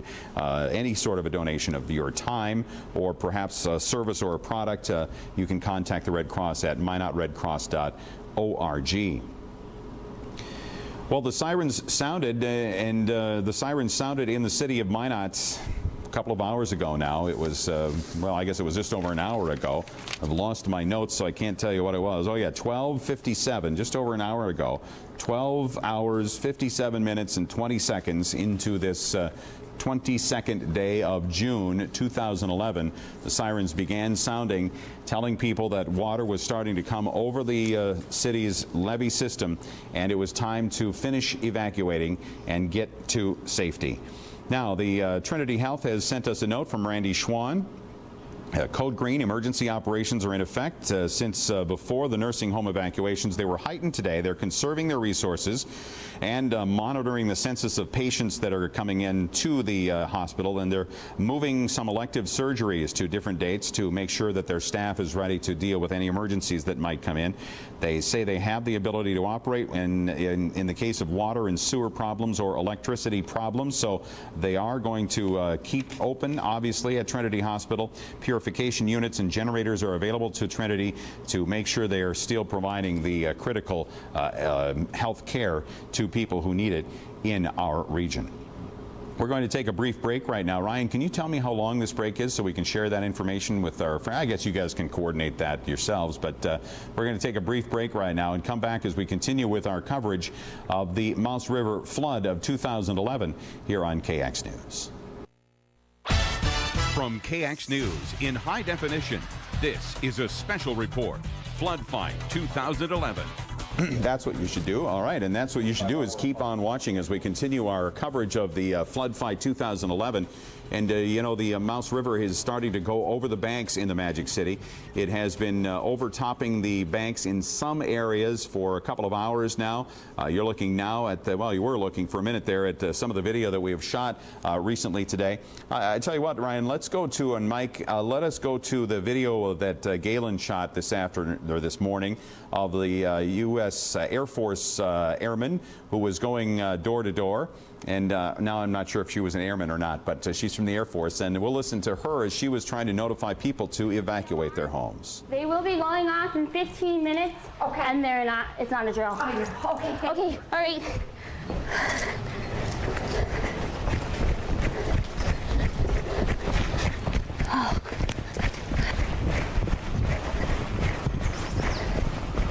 I just got confirmation that they're gonna sound the alarms in 15 minutes. You're gonna need to hurry up, wrap up your things as much as possible. All right, it's not a drill. Thank you.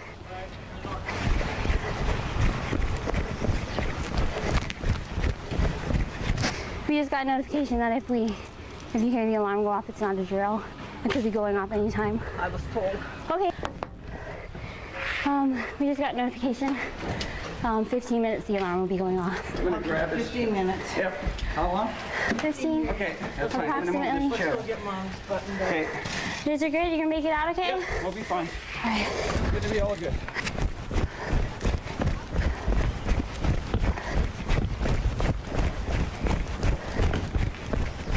And so we say thanks to people like that young lady right there who was going door to door, making sure that people were aware that the sirens were going to soon be sounded in the city of Minot. And that was the signal for everyone to finish up and to get out of the area. Also, it was the signal that we were seeing water coming over the top of the city's levee system. You watch the BNSF train move slowly through town there from our view, which is on Keating Furniture World. The the North Broadway Bridge is on the right-hand side of your screen. And if we can, maybe, did you have some new pictures you wanted to show me here, Tim? Maybe we could put up some of those. We've been getting a lot of good photos from our friends on Facebook. And also we've been getting a lot of good ideas and information being shared on our Facebook site. And we hope that you'll take part in that community as well, because it's a good way to find out, you know, something that you need to have done, and maybe find out some help for that, or maybe offer your services to somebody who always who can help out, or who can be in need of help, I should say. This afternoon at 12:57:20, the sirens were sounded in the city, and it was a result of what has been going on over the past, you know, how long, as the river has continued to come up. Let's take a look at some of the video that we have right now from earlier in the day, and I'll take whichever piece of video you want to put up for me here, boys, and we'll take a look at it, as these are some of the shots of the river just in the moments before the sirens were sounded to tell everyone to evacuate from these, evacuation areas. This is at the Memorial Bridge and the 6th Street Bridge. The water obviously very close. Look at that right there, within inches of the top of the dike there. That's one of those spots where water had been pooling from time to time as well. And you get a look there that shows you that the traffic was continuing, even as the water was sitting basically at the level of the driver's eyeballs driving through, unless you were driving one of those big pickup trucks. Here's the 4th Avenue Bridge near Oak Park, and obviously water just overwhelming the system there as far as the bridge goes. The water continues to rise, we believe. We do not have any recent readings. We're told that the gauge at the Minot Broadway Bridge is malfunctioning, and I am sure that they are doing what they can to get that repaired.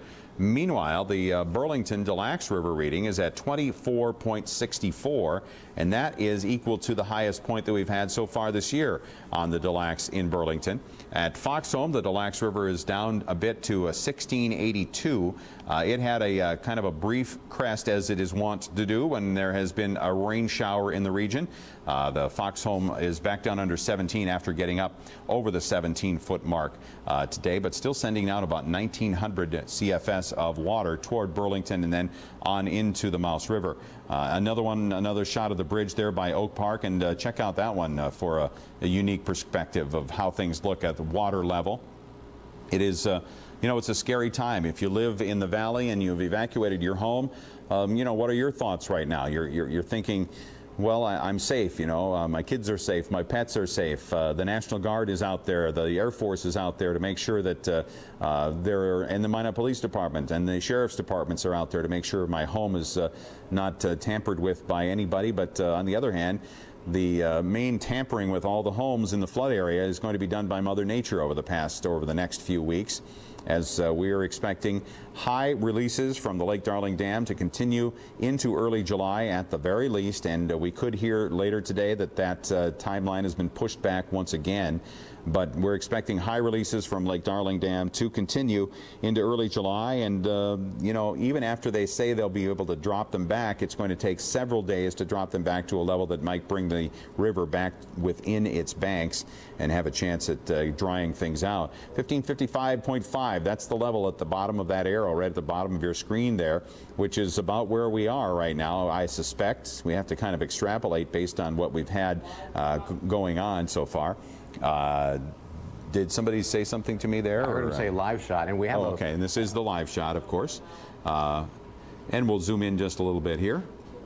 And we'll zoom in over at the Broadway Bridge. Look at the traffic right now along the Broadway, North Broadway in Minot, as cars and trucks and vans and that sort of thing really out there and really being used in a big way right now. I'll just let you look at that for a few minutes. While you're looking that up, Jim, I'm going to, Tim, could we pull up that picture? This is a side-by-side picture from Northgate, Saskatchewan, which is just east of Portal and 10 miles north of Northgate, North Dakota. And Northgate, North Dakota is east of Portal, and it's west of Sherwood and almost straight north of Bow Bells. So that kind of gives you an idea where it's at. These pictures were taken only 25 hours apart. So 25 hours ago, it was a picture on the left.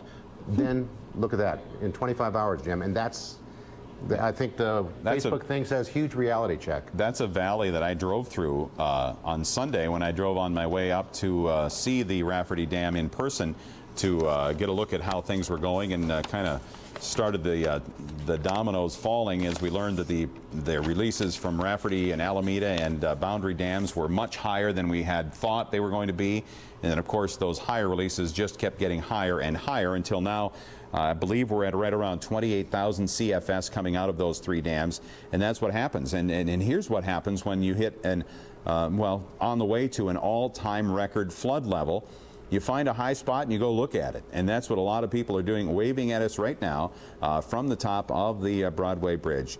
Yes, you're looking good up there, and we hope you're enjoying yourselves. There is a picture on there about Broadway. It's not a bad day. There was an accident. I mean, there's a picture of it. Not in this area, though. No, that was down by Paradiso. Broadway, I think they said it was in front of Paradiso. Yeah. I got a note from a gentleman through email who said to check the forecast for the Sherwood gauge. And Tim, I don't know if you can call that up in the next little while here. Sherwood gauge, I think what's happening here is that this number for the future has been adjusted based on the actual reading that was taken by the U.S. Geological Survey just within the last hour or so. The USGS came out with an adjustment to the numbers. We had been reading on the gauge at Sherwood that there was up to 35,000 CFS there, which just did not make any sense because the water from the Canadian dams hadn't had time to arrive there at anything near that level. And so they went up and did a reading using the United States Geological Survey, and that reading came back saying that there was, in fact, quite a bit of a problem with that gauge. I'm just calling it up right now so I can get the exact number that they found. They found 25,100 CFS coming across at the Sherwood gauge, as opposed to the 33,000 plus that we had been seeing as a preliminary number from that gauge earlier. So now they have adjusted the crest for the future, or the the projection into the future for the river water coming from Canada. and they're bringing it downward somewhat, downward into the, to the range about where it is now, and then maybe dropping off just a bit later on this week into the weekend. And an interesting fact there, maybe we'll hear some good news about some changes coming from the Canadian dams when we have our press conference that I believe is scheduled for this afternoon at 4 o'clock. I don't think I've had anybody tell me that for sure just yet, so I can't say it for sure, but I'm remembering, maybe somebody could check on that for me and see if we have the press conference scheduled at 4 o'clock. And if so, do we have the folks scheduled to make sure it's going to be taken care of so we can bring it to you live here. Earlier today, the mayor and some other folks had a kind of an impromptu press conference for the national media.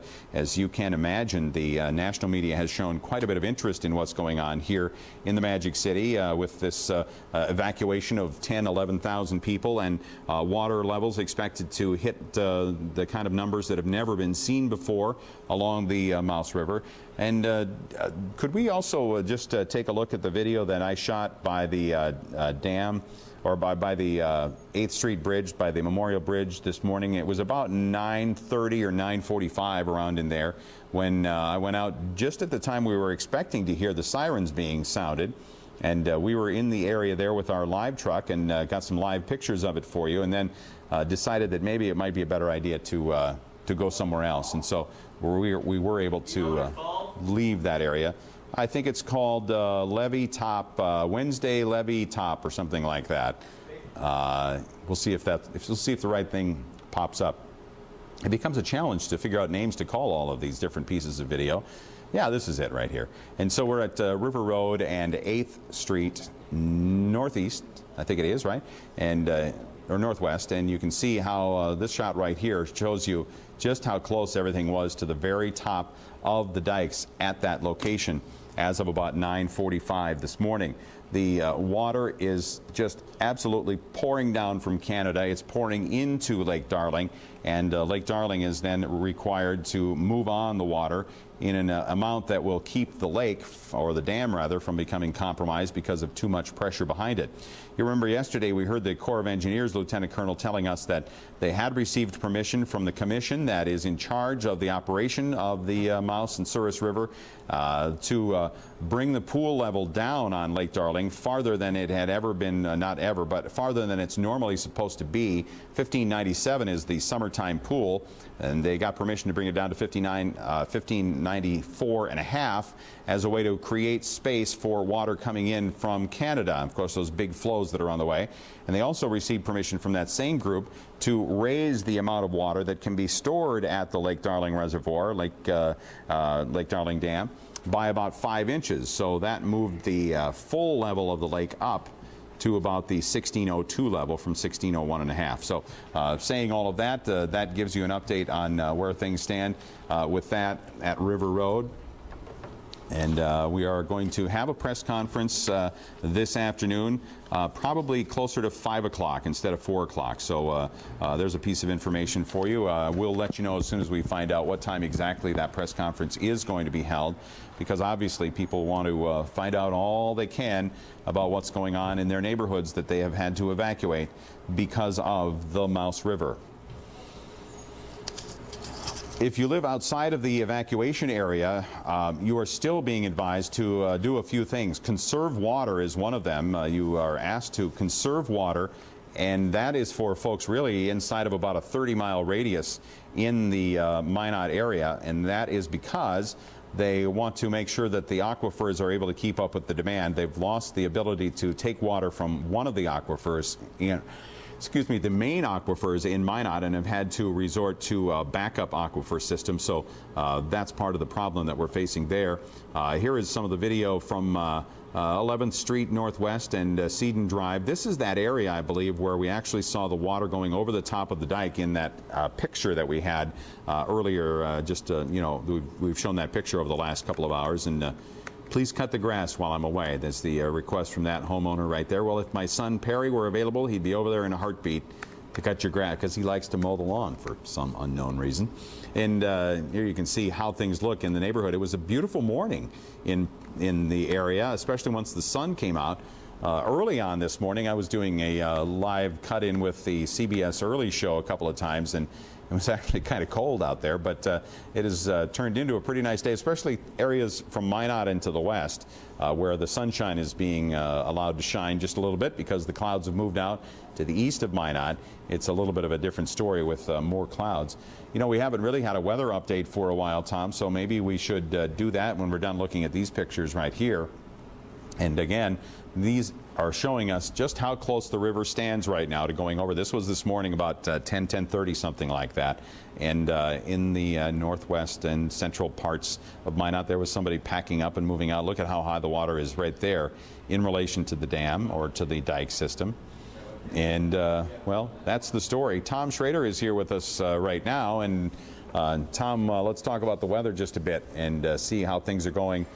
We've had showers the last couple of days, but where are we at now? Well, things have kind of wound down for the rain, at least around Minot. And when we can look at the radar here in just a little bit, there's some rain up to the northeast.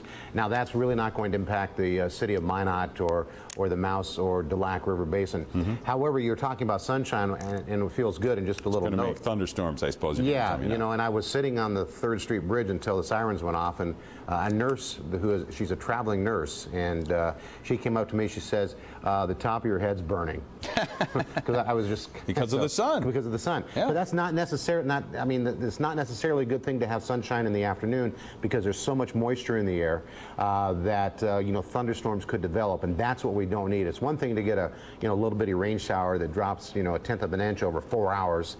It's a totally another thing to get a thunderstorm that drops a ½ inch in 30 minutes. And so, sunshine is not something we really need around here right now. I don't see a whole lot of it, a big area where we'd be looking at severe weather or anything like that. That shouldn't be much of an issue today, but sunshine's certainly not all that great for us.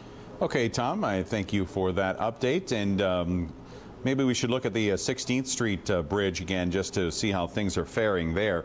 The Broadway Bridge location is not working as far as the river gauge goes, so we are unable to tell you exactly what's going on with the level of the river. Other than that, I guess it would maybe be somewhat surprising if it was doing anything except going up somewhat. It's been doing that throughout the last couple of days, and of course doing that throughout the day today as well. And although the one thing that did happen is the rise of the river did kind of moderate just a little bit before we lost touch with our equipment there to find out how things are going. One thing that we were alarmed at this morning was the level of the river at Sherwood, where it enters the U.S. from Canada.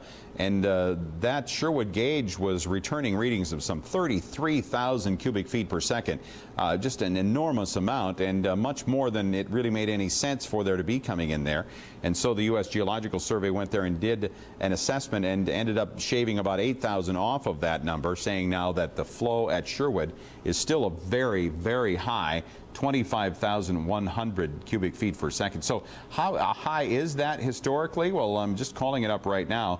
Normally, the average at this time of the year would be around 108 cubic feet per second for the Mouse River.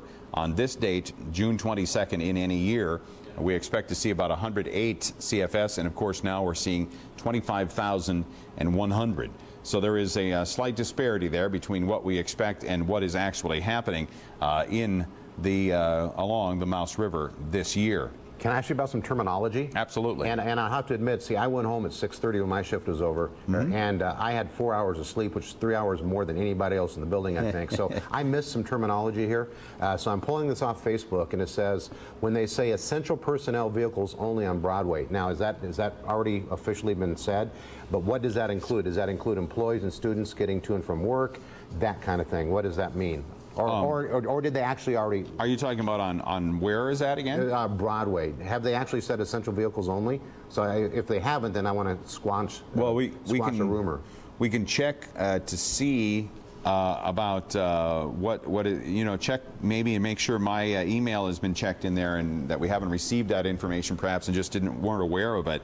I don't remember hearing that, but Perry's been in charge here for the last many hours, and maybe it's something I'm missing, and we'll check it and try to find out if that's the case. But however, I certainly don't know what the police and folks are going to say, but it seems to me that if you're not in an evacuation zone, you can move about as you need to move about. And again, we encourage everyone to avoid going out and being part of the group that just drives around to look and see what's going on, because that can really cause jam-ups with the traffic, and it can cause problems with people who might have some official and important duties to take care of, to be late for that or be unable to get there. So keep that in mind when you're deciding about what you're going to do, if you're going to go out and kind of just look around and see what you can see.